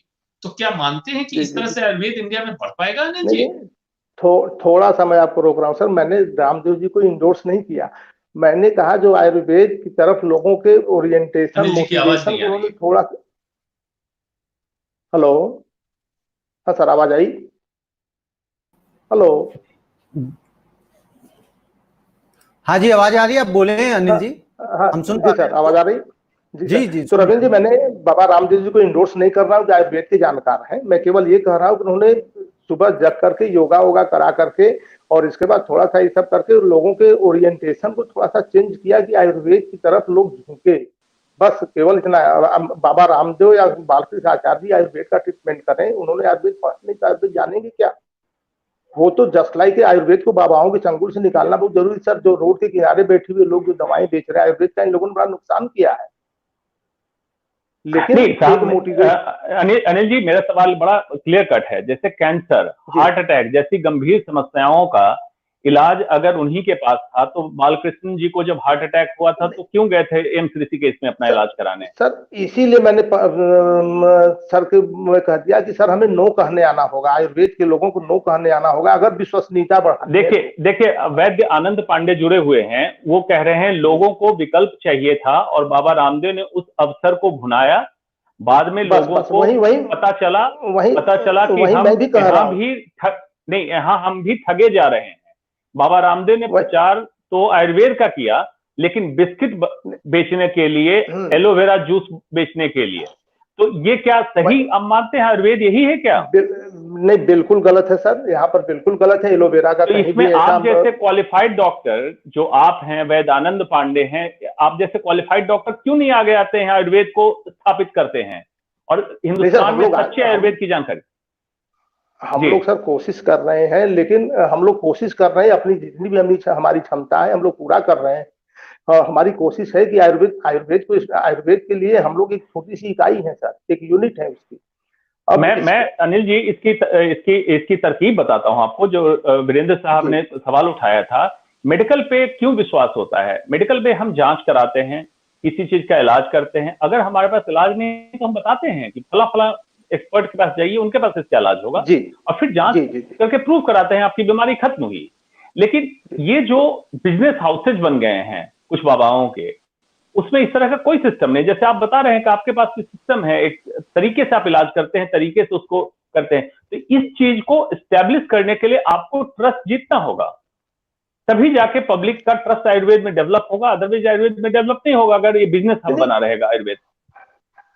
नहीं सर, आयुर्वेद दूसरा और मैं बताऊं अनिल जी, दूसरी बात मैं बताता हूं। ओवर द काउंटर मेडिसिन हमारे मेडिकल साइंस में बैन है कि कोई भी मरीज जाके काउंटर से कोई भी जहरीली दवा परचेज नहीं कर। जहरीली से मतलब है जिसका नुकसान हो सकता है, साइड इफेक्ट हो सकता है। आयुर्वेद में इतने सारे काउंटर खुले, वहां से लोग दवा लेते हैं। बहुत सारी दवाओं में मैंने टेस्ट कराया, पाया हैवी मेटल्स हैं जिससे किडनी खराब हो रही है। कई ऐसे तत्व हैं जो कार्सिनोजेन हैं जिससे कैंसर और बन रहा है। तो इसको क्यों अलाउ किया जा रहा है? सीतोपलादी, बिल्कुल सीतोपलादी में है कि उसमें सिल्का जेल डाला जा रहा है, बंसलोचन जगह पर सिल्का जेल डाला जा रहा है, क्योंकि बंसलोचन मिल ही नहीं रहे हैं। सिलिका जेल डाल करके फार्मास्यूटिकल्स कंपनियां सिटोप्लाटी ये सब बना रही, जहां भी वंशलोचन है वहां सिलिका जेल डाला जा रहा है। मैंने वो तो कैंसर फॉर्मिंग है, कार्सिनोजेनिक है सर। तो जी, और ये बाबाओं ने आयुर्वेद का बड़ा नुकसान किया है। एक खानदानी दवा खाना वाले, सफा खाने वालों ने आयुर्वेद का बहुत नुकसान किया, क्योंकि इन लोगों को कोई कुछ पता नहीं है कि आयुर्वेद क्या है। चलिए अनिल जी आगे बढ़ते हैं दर्शकों की जानकारी के लिए। ये तो हुआ कि हमारी जो एक विश्वास जीतने की प्रोसेस के बारे में हमने चर्चा करी। अब हम थोड़ा सा आगे बढ़ते हैं कि अभी कोरोना काल चल रहा है, आपको पता ही है कि पूरे विश्व में वैश्विक महामारी के रूप में आया है। अब आप अपने और आजकल के लाइफस्टाइल को देखते हुए कुछ बीमारियां हैं अपनी, लोग परेशान हैं। आज घर घर में देखिए हाइपरटेंशन के मरीज हैं, कोलेस्ट्रॉल के मरीज हैं, आप बीपी के मरीज हो गए। तो इनके लिए आप क्या आयुर्वेद के माध्यम से आप क्या इनको आश्वासन देना चाहेंगे कि आप बिना दवाइयां खाए भी, मुझे याद है कि डॉक्टर अंशुमन ने शायद पिछले कार्यक्रम में कहा था कि life without pill, I think Anshuman ji मेरी बात से सहमत हो गए, इन्होंने एक नारा दिया था कि लाइफ विदाउट पिल। तो इसमें आप क्या कहना चाहेंगे, इसको हम अपने डिस्कशन को आगे बढ़ाएं। आयुर्वेद में सर देखिए, ब्लड प्रेशर इन सबों का कोई ब्लड प्रेशर था ही नहीं सर उस समय। लोग इतनी मेहनत करते थे, और कोलेस्ट्रॉल तो बहुत भ्रामक शब्द है सर। कोलेस्ट्रॉल ऐसा कुछ नहीं, कोलेस्ट्रॉल तो जस्ट लाइक जीने खाने का एक धंधा है फार्मास्यूटिकल्स का और डॉक्टरों का कि कोलेस्ट्रॉल बढ़ गया या क्या कुछ हो गया, ऐसा कुछ नहीं। कोलेस्ट्रॉल अभी जस्ट लाइक जैसे पिछली बार डॉक्टर साहब ने बोला था, मैं सुन रहा था रिफाइंड ऑयल के लिए, तो ये सब तो जस्ट लाइक एक फंडा है फार्मास्यूटिकल्स का। आयुर्वेद में सर कहीं भी ब्लड प्रेशर का कोई भी संबंध नहीं मिलता। ये सब लाइफ स्टाइल डिजीज है, जो भी लाइफ स्टाइल डिजीज है उसको आयुर्वेद नहीं कहता है। वो हम इसको अगर जितना हम नमक खाते हैं इस समय, उसका अगर हम 50% भी कम करते तो ब्लड प्रेशर 50% लोगों को ब्लड प्रेशर सर अपने आप खत्म हो जाएंगे। थोड़ा सा मॉर्निंग वॉक करें, थोड़ी सी हम एक्सरसाइज करें, और थोड़ा सा अपने जितना हमें जरूरत है उतना ही हम खाना खाएं, फास्ट फूड की तरफ से दूर रहें, समोसा और ये सब थोड़ा बंद कर दें, बर्गर पेस्ट्रीज बंद करें, सर ब्लड प्रेशर अपने आप ठीक होगा, कोलेस्ट्रॉल अपने आप ठीक होंगे। इन सब कोई सर दवाएं नहीं होती हैं। हमें अपने जीवनचर्या को सुधारना है, जीवन शैली को सुधारना है। आयुर्वेद इसकी पहले वकालत करता है सर, इसलिए आयुर्वेद में पहले रसायन चिकित्सा कही गई। हेलो, आई थिंक आप दोनों इस डिस्कशन को आगे बढ़ाएं कि एलोपैथिक और आयुर्वेद को मिला करके हम कैसे अपनी लाइफस्टाइल डिजीज से निजात पा सकते हैं। जी, मैं इस पे डॉक्टर अंशुमन से पूछना चाहूंगा, जिस तरह से वैद्य जी ने कोलेस्ट्रॉल को बिल्कुल आउटराइटली रिजेक्ट कर दिया, क्या वाकई में ऐसा है डॉक्टर अंशुमन? डॉक्टर अंशुमन तक शायद मेरी आवाज नहीं जा रही। डॉक्टर अलका, मैं आपसे एक प्रश्न ये पूछना चाह रहा था कि यूके में आयुर्वेद की क्या एक्सेप्टेंस है? ओके, इसका एक स्ट्रेट फॉरवर्ड आंसर थोड़ा मुश्किल है, क्योंकि यहाँ पे अगर इफ अलाउड मैं ऐसे शुरू करूंगी कि एमबीबीएस एक ऐसी डिग्री है जिसमें मनुष्य शरीर के बारे में पढ़ाई होती है कि पल्स हम फील करते हैं वो क्या है, वो क्यों हमें फील हो रही है, उसकी नॉर्मल रेंज क्या है, क्यों इससे ज्यादा वो एबनॉर्मल है, इससे कम वो एबनॉर्मल है। ये डिटेल पढ़ाई हर एस्पेक्ट के बारे में एमबीबीएस में ही हो जाती है, और उसके बाद लोग सुपर स्पेशलाइज करते हैं। और मैं क्योंकि इसी पद्धति के बारे में थोड़ा बहुत जानती हूं, तो मुझे ये लगता है कि एक एविडेंस बेस होकर अगर हम लोगों को कुछ खिलाए या एडवाइस ही दे, ना ही क्योंकि काफी एस्पेक्ट मेडिसिन के बिना दवा के भी है। और एक छोटा सा एग्जांपल और दूंगी। से फॉर एग्जांपल आज से 60-70 साल पहले पेनिसिलिन पहली बार आई। उससे पहले भी इन्फेक्शंस तो जरूर होते थे, लेकिन आखिर वो पेनिसिलिन ही है जो बैक्टीरिया के अगेंस्ट काम की। एक और छोटा सा एग्जांपल, लाइफ एक्सपेक्टेंसी करके एक चीज है जो हम देखते और पढ़ते हैं मेडिकल साइंस में, उसके बारे में। लाइफ एक्सपेक्टेंसी पूरी दुनिया में बढ़ी है, इंडिया में बहुत ज्यादा बढ़ी है। ठीक है, SARS-CoV-2 अभी जो कोविड-19 उसके कारण हुआ है, उसके लिए अभी रिसर्च चल रहा है, लेकिन ये लाइफ एक्सपेक्टेंसी ज्यादा होने के पीछे एलोपैथी का बहुत बड़ा रोल हो सकता है। और ये एविडेंस बेस्ड रोल है इसके पीछे। मैटरनल मोर्टालिटी, इन्फेंट मोर्टालिटी जो सब कम हुई है इन पूरे दुनिया में, इंडिया का भी मैं फॉलो करती हूं, तो वहां जैसे नवजात शिशु की मोर्टालिटी के रेट्स बहुत कम हुए हैं, मैटरनल माँ की मोर्टालिटी के रेट्स बहुत, तो इसमें एलोपैथी का बहुत बड़ा देन है।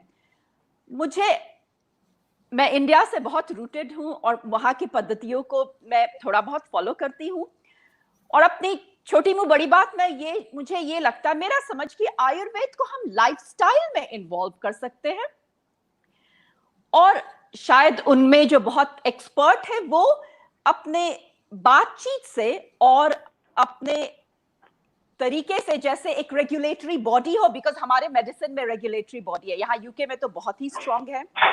आपने पूछा यहाँ आयुर्वेद की क्या जगह है, तो जैसे स्टैट्यूटरी रेगुलेटरी बॉडीज जो होते हैं जो मेडिसिन एलोपैथी के लिए, उसके लिए नहीं है, लेकिन वो कॉम्प्लीमेंट्री या ऑल्टरनेटिव मेडिसिन के अंदर आते हैं। जैसे कायरोप्रैक्टिस और ऑस्टियोपैथी के लिए ये दो कॉम्प्लीमेंट्री मेडिसिन है जो कि बहुत स्ट्रिक्टली स्टैट्यूटरी रूल्स के अंदर आते हैं। Chinese medicine, herbal medicine, Ayurveda practice करना इलीगल नहीं है, लेकिन ये पब्लिक में एजुकेशन दी गई है कि अगर उससे आपको कुछ हार्म अगर कहीं हो जाए तो ये रिस्पॉन्सिबिलिटी आपकी है, और ये एजुकेशन बहुत अच्छे से दी गई है, ये बिल्कुल ट्रांसपेरेंट है। और अगर हमारे पास एलोपैथिक डॉक्टर के पास लोग आते हैं तो उनकी मेडिकल हिस्ट्री में हमारा एक क्वेश्चन ये भी होता है, आप ओवर द काउंटर क्या क्या लेते हैं, बिकॉज बहुत सारी ऐसी चीजें, हर्ब्स है, जूस भी हो सकती है जो एलोपैथिक मेडिसिन से इंटरैक्ट कर सकती हैं। जहां तक ब्लड से, फॉर एग्जांपल ब्लड प्रेशर आप लीजिए, अगर हम अपनी लाइफस्टाइल अच्छी रख रहे हैं और ब्लड प्रेशर अगर ठीक मेंटेन हो रहा है, तो ब्लड प्रेशर की जांच हम ये एजुकेशन देते हैं पब्लिक को कि उनको रेगुलरली एवरी 6 मंथ्स अपने ब्लड प्रेशर की जांच करनी चाहिए, अगर वो नॉर्मल है भी तो वो एक एविडेंस है कि हम सारा लाइफस्टाइल अच्छा रख रहे हैं, लेकिन फिर भी मेरा ब्लड प्रेशर बढ़ रहा है, तो इसमें मुझे एलोपैथिक डॉक्टर के पास शायद अब जाना चाहिए जी। तो ये एजुकेशन पब्लिक में डालना बहुत जरूरी है, और ये ओपननेस, आयुर्वेद अगर ओपननेस ले, और जैसे हम ये सवाल पूछते हैं कि आप क्या मेडिसिन लेते हैं, और अचानक उनको कुछ भी नहीं देंगे बिना इंटरैक्शन देखे, काफी कुछ इंटरैक्शन पता है लेकिन काफी कुछ इंटरैक्शन पे अभी खोज नहीं हुई है, तो उसकी डॉक्यूमेंटेशन नहीं है। तो इसी तरह से मुझे लगता है कि आयुर्वेदिक प्रैक्टिशनर्स को अचानक शायद ये ना बोलना चाहिए, शायद छोटी मुंह बड़ी बात, कि आप एलोपैथी की मेडिसिन लेना बंद कर दो, हम आपका ठीक कर देंगे, क्योंकि इससे फिर सामंजस्य नहीं होगा। एक साथ चलने के लिए रिस्पेक्ट जरूरी है, because at the end of the day patient की हेल्थ सबसे जरूरी है। जी, आप सही कह रहे हैं कि हमें अल्टीमेटली जो गोल है, अल्टीमेट गोल है वो पेशेंट की हेल्थ का है, और एक दूसरे की जो पद्धति है उसको समझना चाहिए कि कहाँ पे किसका काम, जिस तरह से अनिल कुमार जी ने पहले ही कहा था, डॉक्टर अनिल ने, कि भाई जब जहां तक लिमिटेशंस है उसके बाद आपको डिनायल आना चाहिए। अनिल जी, मैं आपसे 2-3 छोटे छोटे प्रश्न पूछूंगा और मेरे दर्शकों के लिए मुझे उम्मीद है काफी वो बेनिफिशियल साबित होंगे।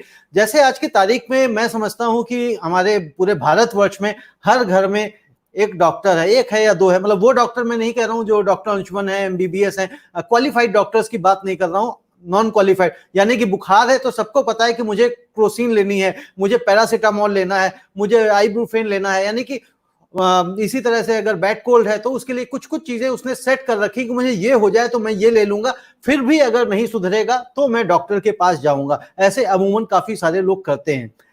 अगर मैं आयुर्वेद की बात करूं, तो अगर मैं बात करूं कि अगर मुझे फीवर हो गया तो मुझे क्या लेना है आयुर्वेद में, ये नहीं पता है कि मैं ऐसा क्या ले लूं कि वो हो सकता है काम भी कर जाए, अगर आप बताएं हमारे दर्शकों को, और इसका कोई साइड इफेक्ट भी नहीं है। इसी तरह से सर्दी खांसी जुकाम में अगर क्या लेना चाहिए और क्या नहीं लेना चाहिए, चाहे वो हमारे जो रेमेडीज हैं वो किचन से ही क्यों ना आती हूँ, क्योंकि मैंने बहुत सारा पढ़ा है, ज्ञान लिया है कि आयुर्वेद किचन से ही बहुत सारी आपको चीजें हैं जो आपकी बीमारियों को ठीक कर देता है। जब मैंने अभी शुरू किया था तो एक सज्जन ने डॉक्टर अंशुमन, जो मैंने आपको बताया था कि मैं पिछले 12 सालों से डायबिटिक हूं और अभी तक मैंने कोई मेडिसिन नहीं शुरू करी है, तो एक मैंने कभी आज से 3-3.5 साल पहले वीडियो बना के डाला था, तो उन्होंने शायद देख लिया होगा कि रविंद्र गौतम साहब आए हैं तो आटे का मेरे से मिश्रण पूछ रहे हैं, क्योंकि ये साउथ में रहते हैं, तो मैंने वीडियो हिंदी में था तो कह रहे थे इंग्लिश में बता दें, तो इन्हें फिर बाद में बात करेंगे। जी वैद्य जी। जी सर, हमारे अगर हम किचन को देखें तो किचन, अगर आयुर्वेद को देखते हैं तो किचन सर हमारी आधा मेडिकल स्टोर है। नहीं अनिल जी, अगर हम अनिल जी मैं बीच में रोक रहा हूं, हमारा बड़ा स्पेसिफिक क्वेश्चन है, मैं चाहूंगा हम इसको आंसर्स को बड़ा छोटा छोटा अब रखें, क्योंकि हम थ्योरेटिकल बहुत सारी चर्चा कर चुके हैं और दर्शकों को मैं चाहता हूं कि कुछ यहाँ से टेक अवे ऐसा मिले जो वो लेके जाए। तो अगर किसी को फीवर आ जाता है तो क्या आयुर्वेद, वो चाहे आप किचन से बताएं कहीं से बताएं, कि उसको क्या चीजें लेनी चाहिए और क्या चीजें नहीं लेनी चाहिए, dos and don'ts? Sir simple सा, अगर वो गुटकी लेता है तो फीवर उसका दूर होगा। क्या लेता है साहब? गिलोय जी। गिलोय में सर, जी, अगर आप जी अनिल जी फिर गिलोय के स्पेसिफिक तरीके बताइए आप, गिलोय लेने का तरीका। कि नीली पीली बोतलें जो आपके काउंटर पे मिल रही है उसमें गिलोय नहीं है, ये मुझे पता है। तो आप दर्शक अगर सुन रहे हैं तो समझें कि गिलोय कैसे लेना है। और गिलोय मेडिकल से बताता हूँ, तीनोस्पोरा फैमिली की एक बेल है, एक लत्ती कह सकते हैं, एक बेल है, जिसकी टहनियों का इस्तेमाल डॉक्टर अनिल बताना चाह रहे हैं। इसको समझिए, काउंटर पे जो शीशे में बंद गिलोय है वो गिलोय नहीं है। जी अनिल जी। सर सबसे अच्छा है, हम गिलोय हमारे चारों तरफ मिलती है, उसको हम रात में करीब 6 इंच का एक टुकड़ा काटें, उसको क्रश करके एक गिलास पानी में रख लें, या 2 गिलास पानी में रख लें, 1 गिलास पानी सुबह शाम पिए सर, बुखार दूर होगा सर। ज्वरग्न है बहुत अच्छा। और इसके साथ साथ सब आपको जान करके बहुत ये भी आश्चर्य होगा, अगर आप उसके मॉलिक्यूलर स्ट्रक्चर को देखें तो गिलोय में बर्बेरिन पाया जाता है। और बर्बेरिन का जो बर्बेरिन का सर जो मॉलिक्यूलर स्ट्रक्चर, उसमें टेट्राफ्लोरोक्विनोलोन्स पाए जाते हैं। अभी तक सर हम बाइफ्लोरोक्विनोलोन्स तक पहुंचे हैं। गिलोय और दारूहृद्रा इन दोनों में बर्बेरिन जो पाई गई, उसमें टेट्राफ्लोरिन मॉलिक्यूल है। इसीलिए गिलोय का सबसे ज्यादा यूज हमारे आयुर्वेद में किया गया है। ढेर सारी डिजीज में किया गया, बहुत सारा नहीं, ढेर सारी डिजीज में किया गया है। और ब्रेन टॉनिक का भी काम करती है सर। तो बुखार में सबसे बढ़िया हमारे पास गिलोय है, नींब है, पारिजात के पत्ते हैं, उसका लेकर के हम काढ़ा पिए। ये सब सर होम रेमेडीज में आते हैं। भूख नहीं लग रही, जीरा रखा हुआ है, जीरे को भून करके पाउडर बना लें, उसको लें। काली मिर्च का पाउडर ले लें। खांसी जुकाम है, हल्दी का पाउडर पिए। सब सर आधा मेडिकल किचन सर हमारा आयुर्वेद के हिसाब से आधा मेडिकल स्टोर है, जो हम हमारे आज अगर सर हम एक छोटा सा एग्जाम्पल देते हैं, 2 महीने चौथे लॉकडाउन में कम से कम 1.5-2 लाख बच्चे पैदा हुए होंगे। कितने बच्चों का सीजर हुआ? सब स्वस्थ है, सारी ओपीडी बंद है, सारे हॉस्पिटल बंद है। लेकिन वहीं बच्चे कर्जदार पैदा होते हैं सर। एक माँ अगर एक लेडीज प्रेग्नेंट होती है तो उसका हस्बैंड 60,000 70,000 रुपये अपनी जेब में रखता है। एक सीजर होगा, नर्सिंग होम में जाना होगा। कितने बच्चों के अल्ट्रासाउंड हुए, कितने बच्चों की फीटल हार्ट साउंड डिमनिश हुई, और कितनों के सीजर हुए, सब कुछ होते गए। तो हमें अपने ऊपर एक कॉन्फिडेंस भी लाना होगा। पहले हम लोग बचपन में हम बीमार होते थे तो शहद और हल्दी खा करके सब ढेर सारे हिंगू सर आपके भी नाभि पर लगाई होगी, पेट दर्द हुआ होगा तो दादी ने, हमारा पेट दर्द ठीक हुआ होगा। आज नाक बहता है तो हम डॉक्टर के पास पहुंच जाते हैं, इंजेक्शन लगा देता है। अगर 80% सर डिजीज, 80% तो ज्यादा हो गया, 60% डिजीज सर वैसे ही ठीक हो सकती है अगर हम डॉक्टर के पास न पहुंचे। तो डॉक्टर अनिल, दर्शकों के लिए रविंद्र जी आप इजाजत दें तो एक एक करके समाधान बताते चलते हैं। जैसे गिलोय बताया है, गिलोय की बेल किसी भी नर्सरी में मिलती है, उसको आप गमले में, मैं ऐसा तरीका बताऊंगा जो दिल्ली जैसे शहर में भी संभव है।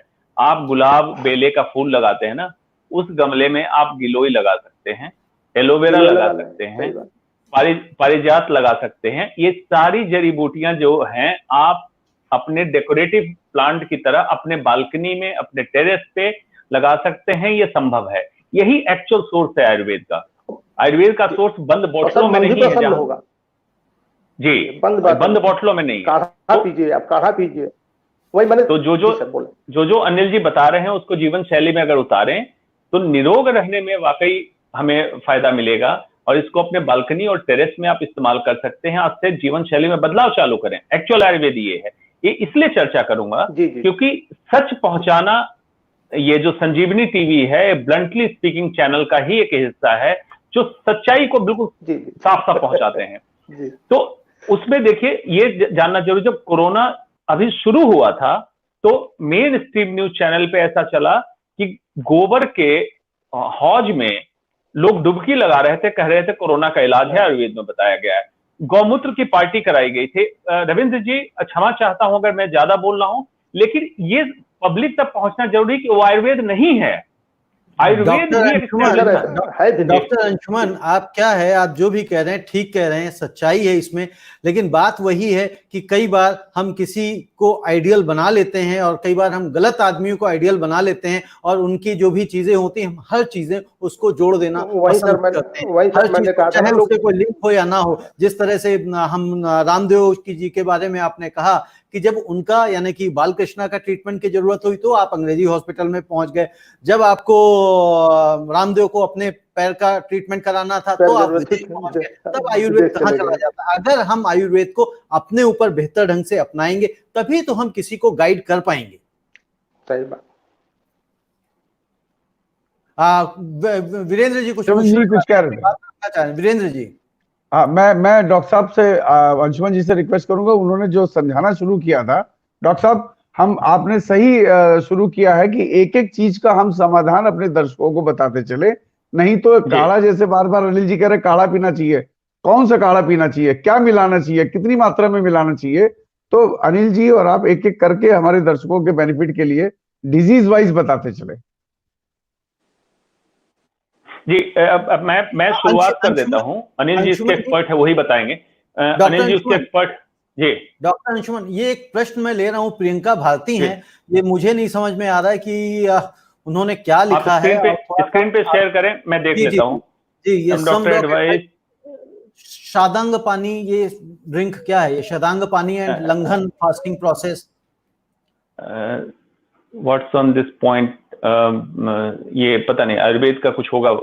हाँ, वो समझ नहीं आया मुझे, तो इसलिए मैंने कहा शायद अनिल जी से भी पूछ लेते हैं, अनिल जी को समझ में आ रहा है तो ले ले। बता रहा हूँ जी सर, मैं बता रहा हूँ। इसमें सर नागर मुस्ता, चंदन, उदीच्य, सुगंध वाला, सुंठी, ये सब पड़ते हैं। सदंगोदक बनता है इसमें, जो कि ज्वरघ्न है। और इसके साथ साथ अगर आपको प्यास बहुत ज्यादा लगती है तो इसको ठंडा करके पिएंगे तो प्यास भी खत्म होगा, आपका बुखार भी खत्म होगा। इसके साथ साथ आपकी जो अगर मंदाग्नि की कंडीशन है, भूख नहीं लगती, तो उसको भी ठीक करता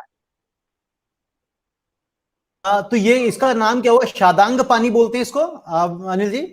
हेलो जी सर। अनिल जी, शादांग पानी और लंघन फास्टिंग ये चीजें हैं ये? नहीं, लंघन फास्टिंग ये सर, इसमें सदंगोदक में 6 चीजें पड़ती हैं: उदीच्य, सुगंधवाला, रक्तचंदन, सुंठी, नागरमोथा। इन्हीं चारों का कॉम्बिनेशन ये पानी में बना करके इसको पकाते हैं, फिल्टर करके रख लेते हैं। बिल्कुल पेशेंट लोगों को ये ध्यान रखना चाहिए कि जो भी हम क्वाथ बनाते हैं या जो भी इस तरह से जो हम क्वाथ कल्पना करते हैं, उसी दिन खत्म क्यों होना चाहिए, इसको दूसरे दिन हम उसका यूज ना करें, क्योंकि वो नुकसान करता है फिर। तो इसमें सर अगर प्यास बहुत ज्यादा लगती है, ऐसे कंडीशन में इसका यूज करते हैं। अगर भूख नहीं लगती है, मंदाग्नि की कंडीशन, तो उसी जगह पर इसका हम यूज करते हैं। बुखार की कंडीशन है, इसको सदंगोदक को पीने के लिए देते हैं। इसके साथ ढेर सारे ड्रग्स का अनुपान भी है, जो कि रोग के अनुसार हम इसका यूज करते हैं, सदंगोदक का। जी, एक प्रश्न मैं और लेना चाह रहा हूँ दर्शक का, वो मुझे अनिल कुमार जी से भी चाहिए, डॉक्टर अंशुमन से भी चाहिए और डॉक्टर अलका से भी मैं पूछूंगा, बट उसको मैं चाहता हूँ 20 सेकंड में ही बट उसका आंसर दे दें। कि भाई बहुत सारे लोग हमें सुन रहे हैं कि मिल्क और डेयरी प्रोडक्ट जो है वो साइलेंट किलर हैं, तो इस तरह से जो एक परसेप्शन क्रिएट किया जा रहा है, इसमें कितनी सच्चाई है, कितना विरोधाभास है, ये पहले अनिल कुमार जी छोटे कम शब्दों में बताएं, फिर अंशुमन जी और मैं उधर डॉक्टर अलका से भी पूछूंगा। जी ठीक सर। जी sir, thank you sir. Milk sir एक संपूर्ण फूड है।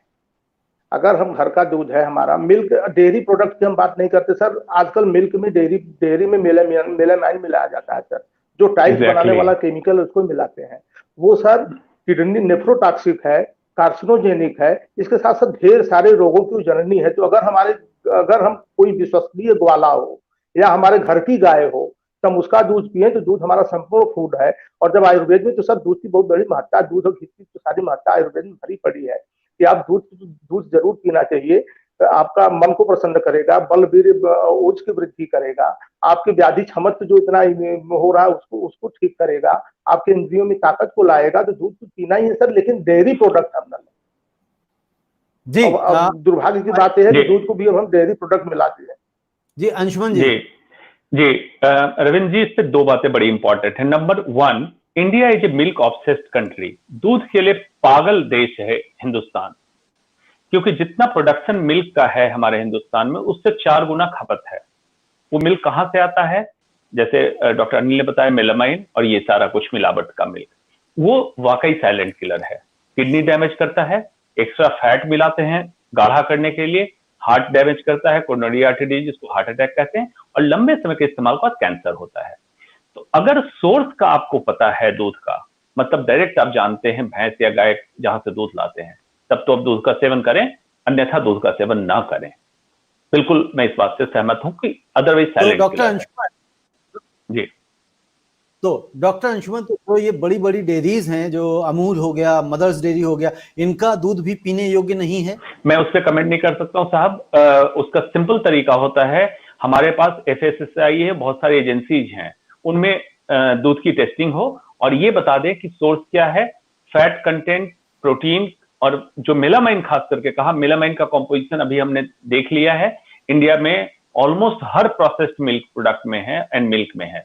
तो नहीं है तो सेवनीय है, पीने योग्य है, अगर है तो नहीं पीने योग्य है। जी डॉक्टर अलका, आपका इस बारे में क्या कहना है? किसी भी कंट्री में किस तरह से फूड और ड्रग्स, मेडिकेशंस की किस तरह से जांच हो रही है, अगर ये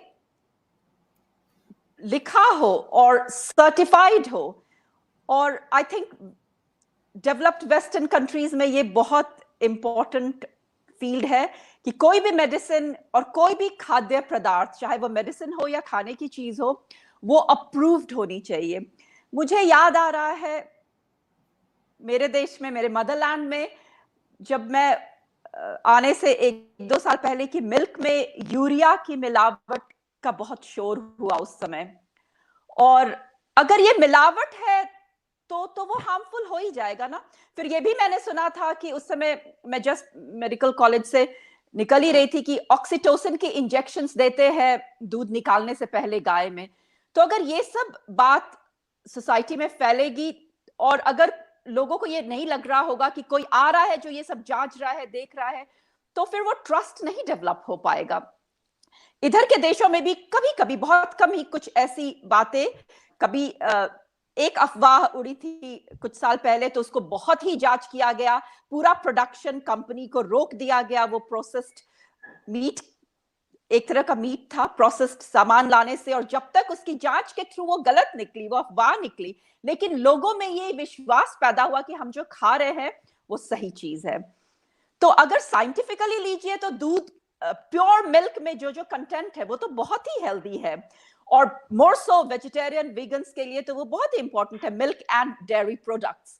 लेकिन अगर ये जो कंसर्न्ड अथॉरिटीज है, हेल्थ, शायद कोरोना हमें ये भी सिखाएगा कि हेल्थ सिस्टम को कितना इंपॉर्टेंस किसी भी कंट्री में देना जरूरी है। अगर मैं इसमें थोड़ा सा ऐड कर दूं, हम आयुर्वेद की बात कर रहे हैं, पता नहीं योग भी तो आयुर्वेद का ही एक पार्ट है।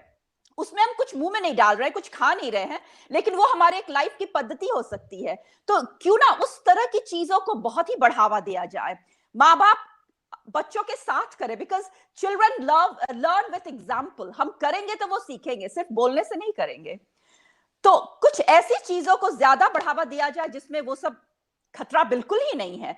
ठीक है, अगर बहुत ही उम्र के लोग अचानक कोई योगासन करे तो शायद उससे अचानक उनको हानि हो सकती है। तो ये सब देखते हुए टेक्नोलॉजी का यूज वहां अच्छा काम आता है, चैनल्स पे हम दिखा सकते हैं कैसे छोटा छोटा स्टेप्स लेकर आगे बढ़े।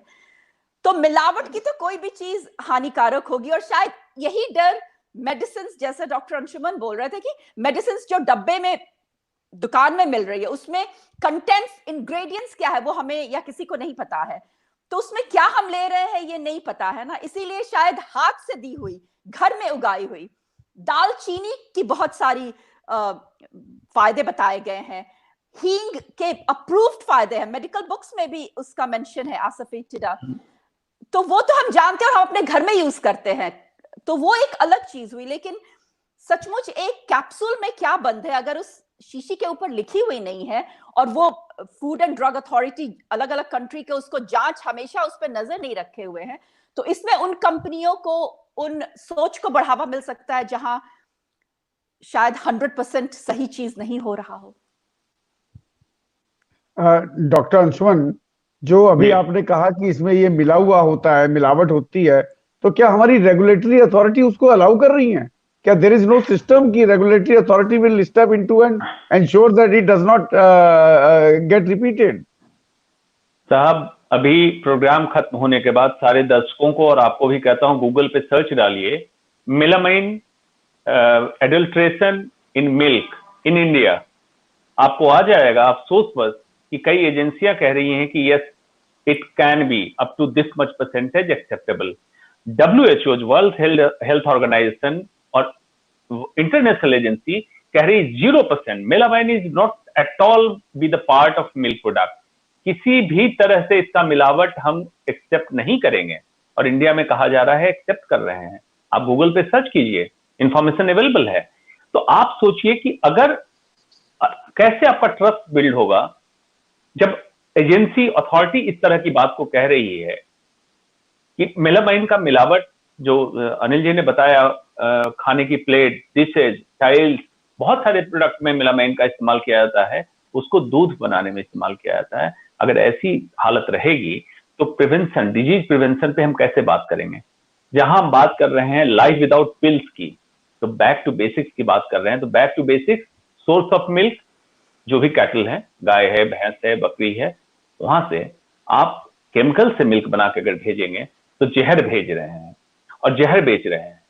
तो अगर हिंदुस्तान में आईपीसी के धारा 302 और 300 के तहत किसी मर्डर का क्या पनिशमेंट है सबको पता है, तो मास मर्डर का क्या पनिशमेंट होना चाहिए कि अगर खाने के जरिए आप पब्लिक एट लार्ज को मार रहे हैं तो इसका पनिशमेंट क्या होना चाहिए? पब्लिक को खुद डिसाइड करना चाहिए। जरूरत कहां है? जागरूक होने की। पब्लिक को जागरूक होना होगा कि अब आपका इशू होना चाहिए health and health related issues, that may be your environment, that may be your food product, that may be medicine, that may availability of health care services, affordability and availability of health care services across the country, not only in the metro city. ये होना चाहिए।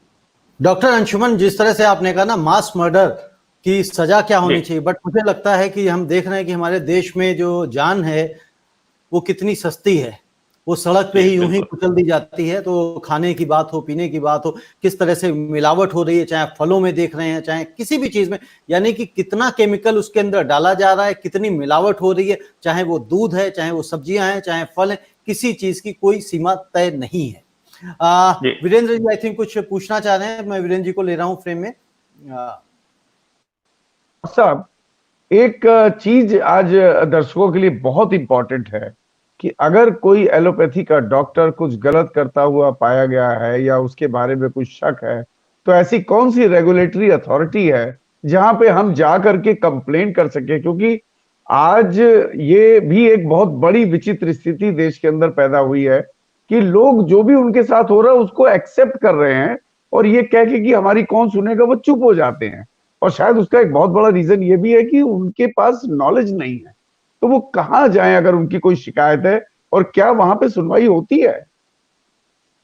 बिल्कुल, देखिए वीरेंद्र जी, एक standardise academic training के बाद एक medical का डॉक्टर इटसेल्फ एक रेगुलेटरी अथॉरिटी है। Self regulation is always the best regulation. वो डॉक्टर अगर जानता है कि मैं अपने नॉलेज के हिसाब से बेस्ट इलाज कर रहा हूं, अगर ट्रांसपेरेंट है अपने मरीजों के साथ, मरीज के सारे सवाल निकल के आने चाहिए, जितनी बातें हैं ट्रांसपेरेंटली डिस्कस होनी चाहिए। Self regulation is the best regulation, number 1। Number 2, councils होते हैं, बहुत सारी चीजें होती हैं। लेकिन दूसरा पहलू आप सोचिए, हमारा तो ऑर्गेनाइज एस्टैब्लिश सिस्टम एलोपैथ का है।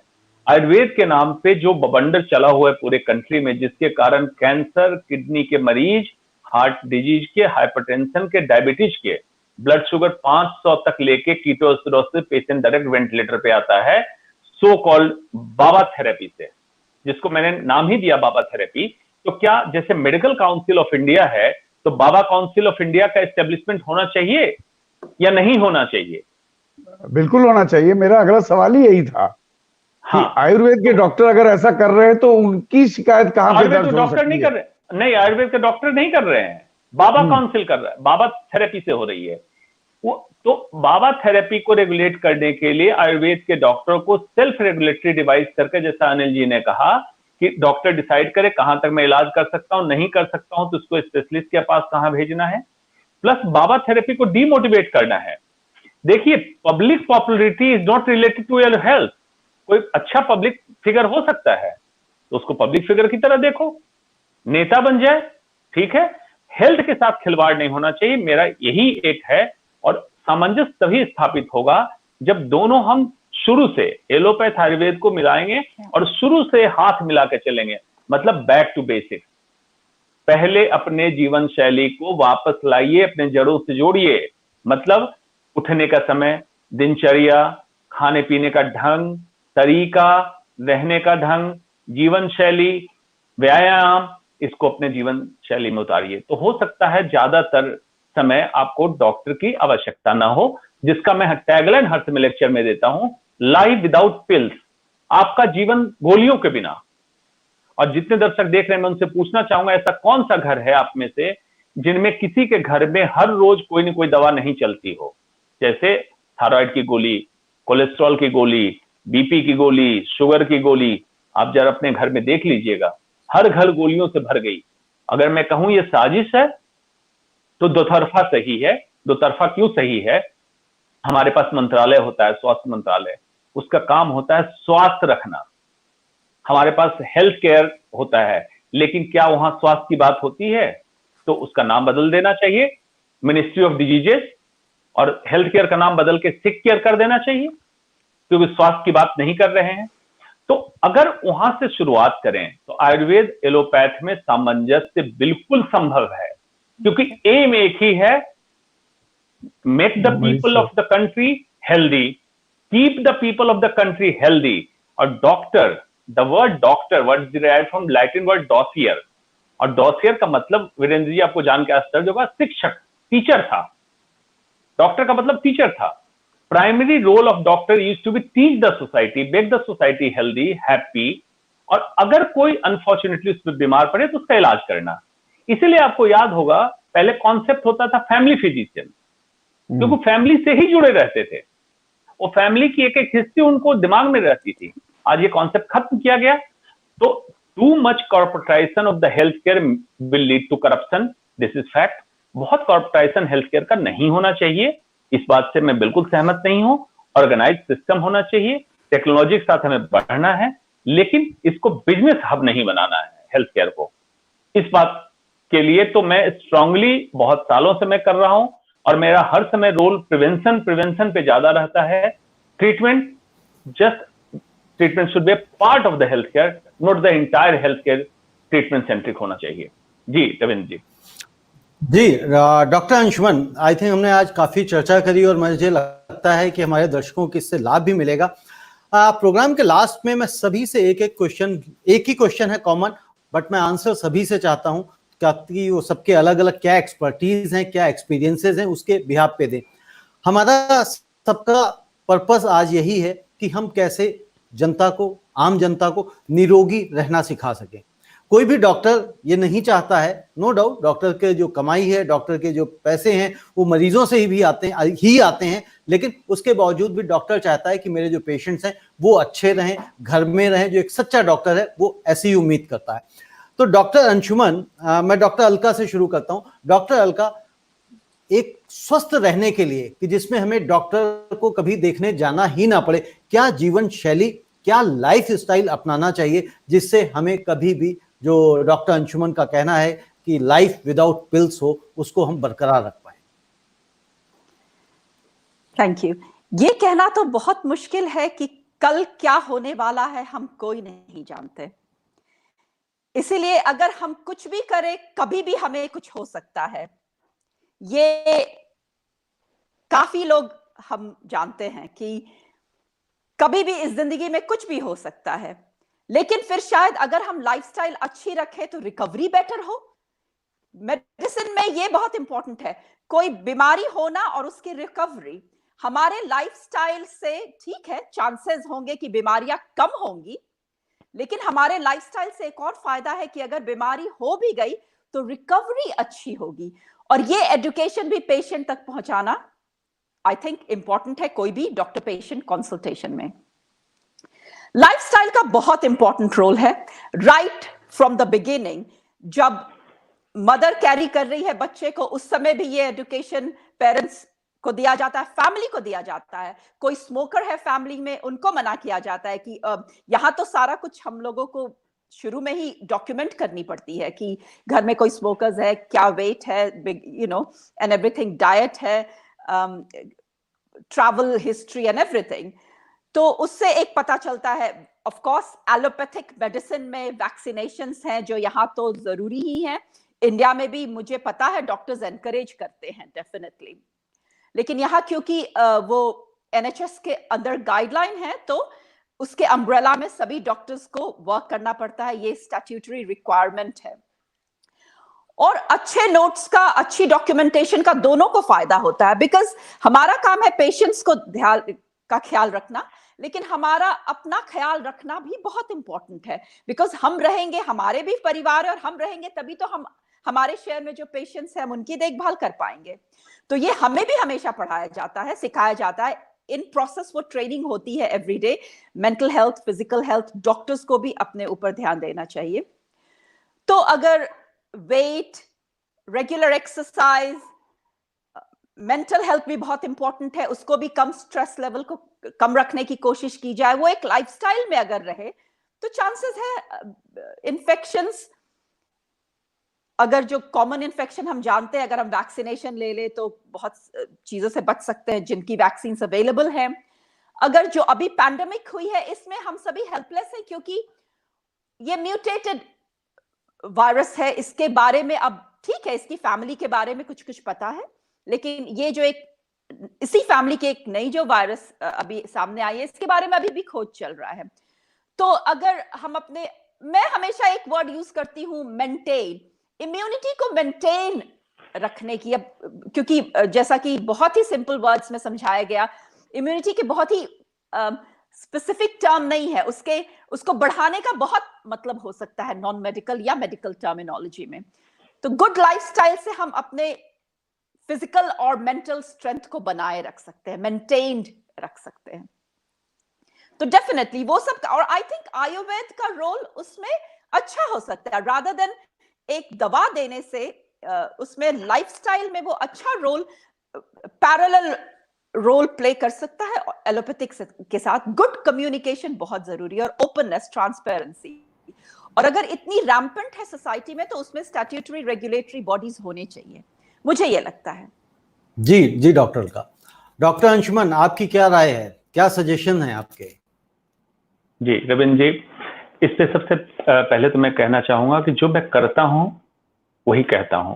तो जो मैं कहने जा रहा हूं ऑलरेडी कई सालों से मैं कर रहा हूं। जैसे यमुना खादर की सब्जियां जहरीली थी, उस पे बात उठाने से लेके वायु प्रदूषण से लेके सारी चीजों पे बात मैं उठाता रहता हूं। तो इसमें जो मैं कहना चाहता हूं, रामायण के दोहे से लोगों को ज्यादा कनेक्ट कर पाएंगे वो। क्षिति जल पावक गगन समीरा, पंच तत्व मिली बनहि शरीरा। तो ये क्षिति जल, पावक मतलब अग्नि, गगन, समीरा आसमान, समीर मतलब वायु, इन्हीं चीजों के। तो ऐसा नहीं है कि बीइंग अ डॉक्टर मुझे कोई कह दे कि मिट्टी पानी आपको और अग्नि दे देते हैं तो क्या शरीर तैयार कर देंगे, ऐसा नहीं है। उसका कहने का वेदों में जो मतलब था ये था कि इसी की गड़बड़ी से ही आपके जीवन में बीमारियां आती हैं। गड़बड़ी क्या है? क्षिति से, धरती से निकली हुई चीज आप खाते हैं डायरेक्टली और इनडायरेक्टली, मतलब खाने पाने की गड़बड़ी। तो जो आप बहुत ज्यादा फास्ट फूड, पिज्जा, बर्गर की तरफ भाग रहे हैं, छोड़ दीजिए, शुद्ध भारतीय भोजन पे आ जाइए। जल, समुचित समय और उचित मात्रा जल की पीनी है। आज कोल्ड ड्रिंक पीने पे आप क्यों चले गए? तो मेरा पूछिएगा पर्सनल मानना तो बंद कर दीजिए कोल्ड ड्रिंक पीना। पानी की मात्रा कितनी होनी चाहिए? तो मैं कहता हूं 1/20वां हिस्सा शरीर का जो वजन है उसका, 60 किलो के आदमी को 3 लीटर पानी, 80 किलो का आदमी को 4 लीटर पानी पीना चाहिए। जल कब कब पीना चाहिए, लॉन्ग प्रोसेस है, मैं सब समझा दूंगा, शॉर्ट में बता देता हूं। पावक, अग्नि को स्ट्रेस से माना गया, emotions, may be you stress, positive stress और नेगेटिव स्ट्रेस। आज मैक्सिमम बीमारियों के पीछे की वजह एक स्ट्रेस हो गई, जिसमें हार्ट अटैक, हाइपरटेंशन और डायबिटीज खास करके। तो कैसे उसको बैलेंस करना है? ऑप्टिमम स्ट्रेस हर समय आपको चाहिए काम करने के लिए, उसके बिना ह्यूमन काम नहीं कर पाएगा। लेकिन बहुत ज्यादा स्ट्रेस हो तो गड़बड़, जीरो स्ट्रेस हो तो गड़बड़। तो उसका बैलेंस कैसे करना है, इसके लिए जरूरी है सम की स्थिति लाने की जरूरत है। एयर पोल्यूशन, आपके वातावरण, आपके इसकी जरूरत है। ये मैं क्यों कह रहा हूं कि हमारे शास्त्रों में कहा गया है, अर्था भवन्ति गच्छन्ति लभ्यन्ते च पुनः पुनः पुनः कदापि न आयति गतम तू न एवनम। मतलब अर्थ से मतलब धन, अर्था भवन्ति गच्छन्ति, धन आ जाएगा और चला भी जाएगा, लभ्यन्ते च पुनः पुनः, दोबारा प्राप्त कर लोगे, पुनः कदापि न आयति, दोबारा कभी न आएगा, गतम तु नौ यौवनम, आज जो नव स्थिति, यौवन स्थिति, युवा पीढ़ी या जो तुम्हें जीवन मिला है, एक बार तुम्हारे हाथ से चला गया, बीमार हो गए तो दोबारा नहीं लाओगे। तो हम जब इलाज करते हैं रविंद्र जी, तो हम सिर्फ डिजीज फ्री करते हैं, हम किसी को हेल्दी नहीं बना सकते हैं। तो हेल्दी भगवान ही बना के पैदा करता है। We can just make them disease free, we can't make them again healthy. इसलिए मैं चाहूंगा कि इसलिए कोशिश कीजिए कि जैसा ईश्वर ने आपको बनाया है उसी तरह से आप रहें, तो लाइफ विदाउट पिल को अचीव कर लें। इस पे जो भी लोग डिटेल सुनना चाहें उसके लिए अलग सेशन में रखूंगा। और बिल्कुल मुझे अच्छा लगेगा कि इंडिया में मेजॉरिटी ऑफ द पॉपुलेशन अगर लाइफ विदाउट पिल पे चली जाए तो मैं मान लूंगा मेरा डॉक्टर बनना सफल हो गया। और मेरा डॉक्टर बनना, इसमें मुझे खुशी नहीं होती है जब मैं कहता हूं कि तुम्हें कैंसर है, मुझे खुशी इसमें होती है जब मैं कहता हूं तुम्हें कैंसर नहीं है। इसलिए मेरी इच्छा यही है, मेरी इच्छा जिस दिन पूरी हो जाएगी मैं मान लूंगा मैं एक सफल डॉक्टर हो गया। जी, सफल डॉक्टर हो गए आप, ऐसा मान लेंगे। और आप जैसे अगर डॉक्टर रहेंगे तो मैं समझता हूँ जो आम आदमी है वो कभी पेशेंट में तब्दील ही नहीं हो पाएगा। अनिल कुमार जी। जी सर। जी, आप ऑप्टिमिस्टिक बने सर, बताना चाहेंगे? जी सर, हम तो कहते हैं सर ऑप्टिमिस्टिक बने, नेगेटिविटी से हम दूर हों। क्योंकि सर एक छोटा सा एग्जांपल है, माइकल जैक्सन साहब 2008 में मरा था। अनिल जी, मैं पहले ये पूछना चाह रहा हूँ आपसे, क्या हम लोग आयुर्वेद के हिसाब से क्या जो लाइफ स्टाइल है, डेली रूटीन है, क्या चीजें रखें, क्या खाएं क्या ना खाएं, जिसे आप लोग पथ्य और अपथ्य कहते हैं, तो वो थोड़ा सा बताएं। फिर उसके बाद हम एग्जाम्पल अगर देंगे तो मैं समझता हूँ बेहतर रहेगा। अच्छा, पथ्य और अपथ्य सर, ऐसी जो भी साथ हम अपने शरीर जो भी साथ में है, जो अनुकूल है हमारे स्वास्थ्य के, जो मौसमी सब्जियां, मौसमी फल फूल हैं, हम उसको लें। हम बिना मौसम की चीजें न खाएं। अपने शरीर के, अपने पेट के 4 भाग करें, जो आयुर्वेद का स्वस्वित कहता है। अपने शरीर, अपने पेट के 4 भाग करें, एक भाग खाने के लिए, एक भाग उसकी मिक्सिंग के लिए, एक भाग पानी के लिए, एक भाग बातचीत तत्व को संचरण के लिए छोड़ें, सब स्वस्थ रहेंगे। हम उतना खाते हैं कि जब तक झुके तो हमारे शरीर से बाहर निकल जाए। तो थोड़ा सा हम अपने, तो सारा कुछ हमारे लिए पथ्य हो जाता है सर। आयुर्वेद में विष को भी अमृत बनाया गया है, अमृत भी विष हो जाता है अगर हम डोज से ऊपर ले लेते हैं। तो सारा कुछ पथ्य है सर, सारा कुछ अपथ्य है। हम ऐसा कोई डिमार्केशन नहीं है, लेकिन जो भी है सब मात्रा पूर्वक। किसी भी चीज, किसी भी वस्तु की ओवरडोजिंग ना हो, वो हमारे लिए पथ्य है। अब ये मैं नहीं कह रहा हूं कि आप विष ही जाकर के पी लें, पथ्य हो जाएगा। लेकिन हम कुपिलू स्टिकनस नक्स भूमिका से भी ट्रीटमेंट करते हैं सर, वो भी अमृत बन जाता है। और शराब एकोनिटम हेट्रोफाइलम एकोनिटम फेराक से भी हम ट्रीटमेंट करते हैं सर, वो भी पथ्य बना करके करते हैं। तो ऐसा कुछ नहीं है, पथ्य में कोई ऐसा डिमार्केशन हम नहीं कर सकते क्या पथ्य क्या अपथ्य है। हाँ, हम जो भी करें अपने प्रज्ञापराध, आयुर्वेद में सर एक शब्द आता है प्रज्ञापराध, घी घृति स्मृति विभ्रंशम कर्म यद करते शुभम प्रज्ञापराध तद्विज्ञेयम सर्व दोष प्रकोपजम। हम अपने साथ प्रज्ञापराध न करें, जानबूझ के अपराध न करें अपने साथ।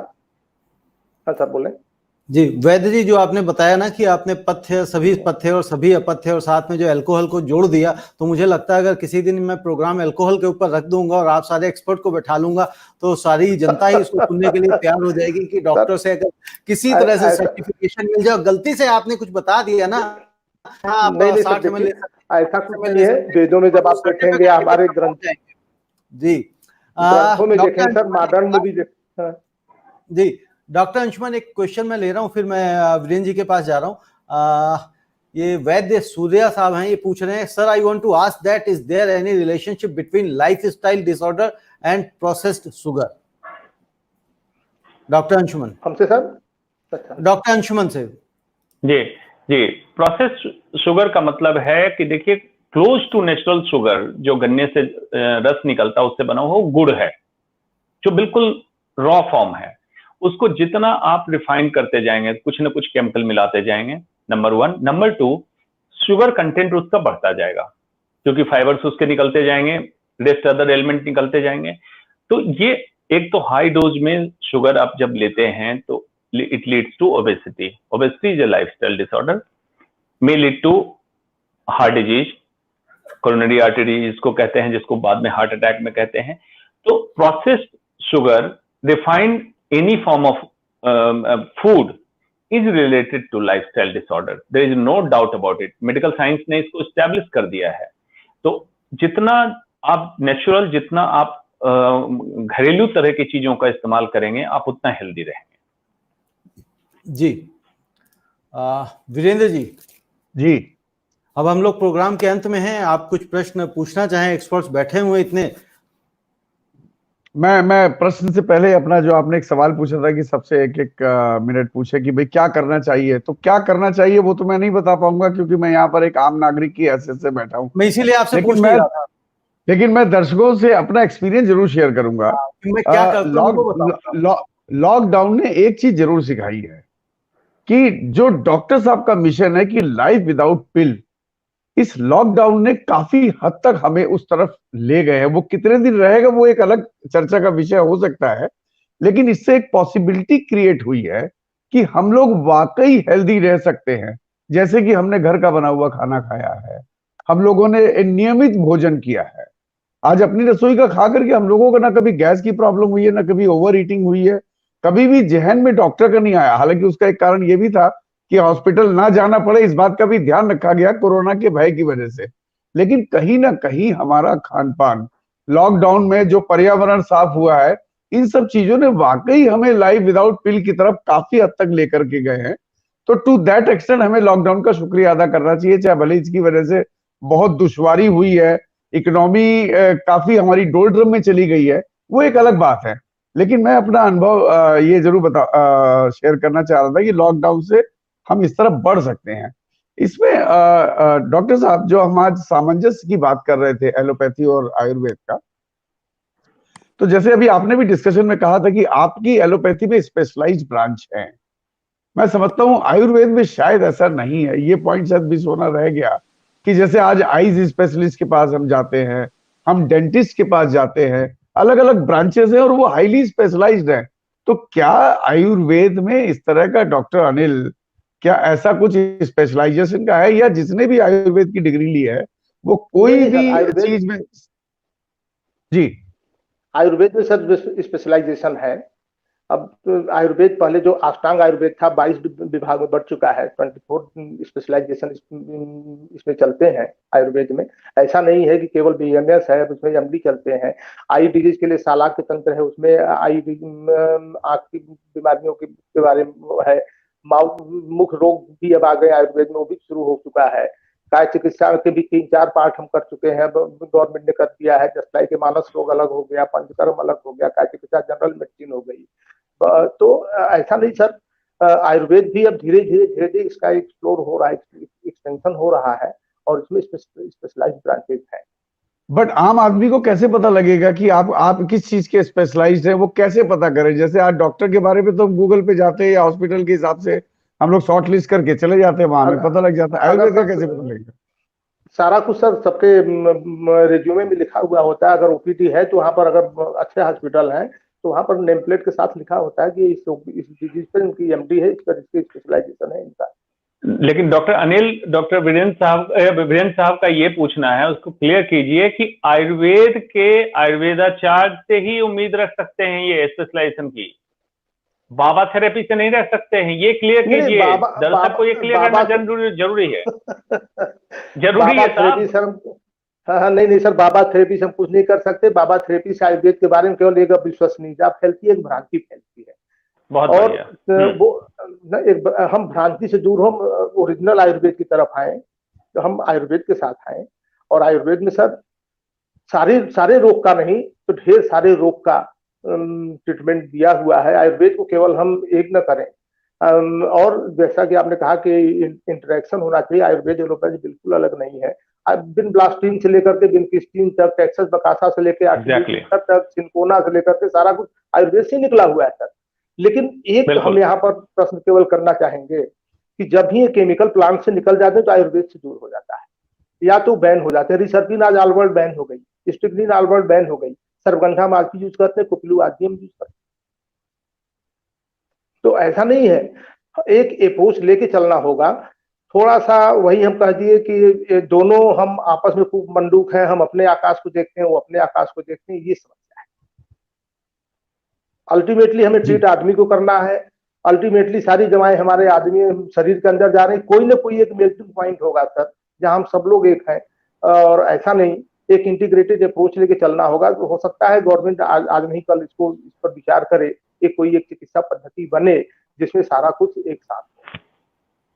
जी, मैं एक लास्ट क्वेश्चन ले लेता हूं, फिर इस प्रोग्राम का समापन करते हैं। प्रियंका पूछ रही हैं कि क्या पूछ रही थी कि जो जागरी है वो क्या डायबिटिक पेशेंट्स उसको यूज कर सकते हैं? नहीं सर, बिल्कुल नहीं, बिल्कुल नहीं यूज कर सकते। वो भी बिल्कुल नहीं, जागरी बिल्कुल नहीं यूज करें, वो भी अल्टीमेटली शुगर ही है। इसको मैं मेडिकल लैंग्वेज में बता देता हूँ। जैगरी शुगर केन मतलब गन्ने से ही निकला हुआ है, सुक्रोज होता है। इसको अगर तोड़ेंगे फ्रुक्टोज और ग्लूकोज मिलेगा।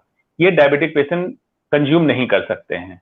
ग्लूकोज डायरेक्टली कंज्यूम करना या सुक्रोज डायरेक्टली कंज्यूम करना उनके लिए हार्मफुल होगा। ये भी एक अवधारणा है कि गुड़ खाने से जैगरी जिसको बोलते हैं उनको शुगर नहीं होता है, ये अवधारणा है।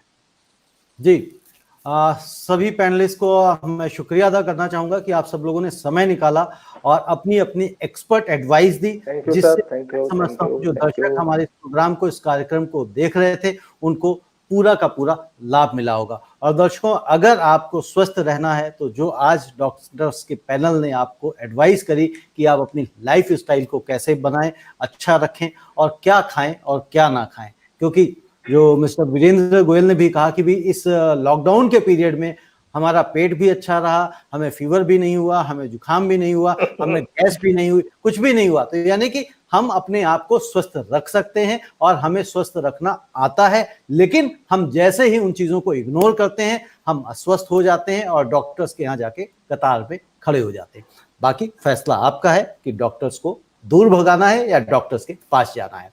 थैंक यू, आप सभी लोगों का शुक्रिया एक बार फिर से, नमस्ते। और फिर नेक्स्ट फ्राइडे को हम लोग फिर 6:30 बजे इसी प्लेटफॉर्म पे मिलेंगे। Thank you. Thank you. Thank you sir.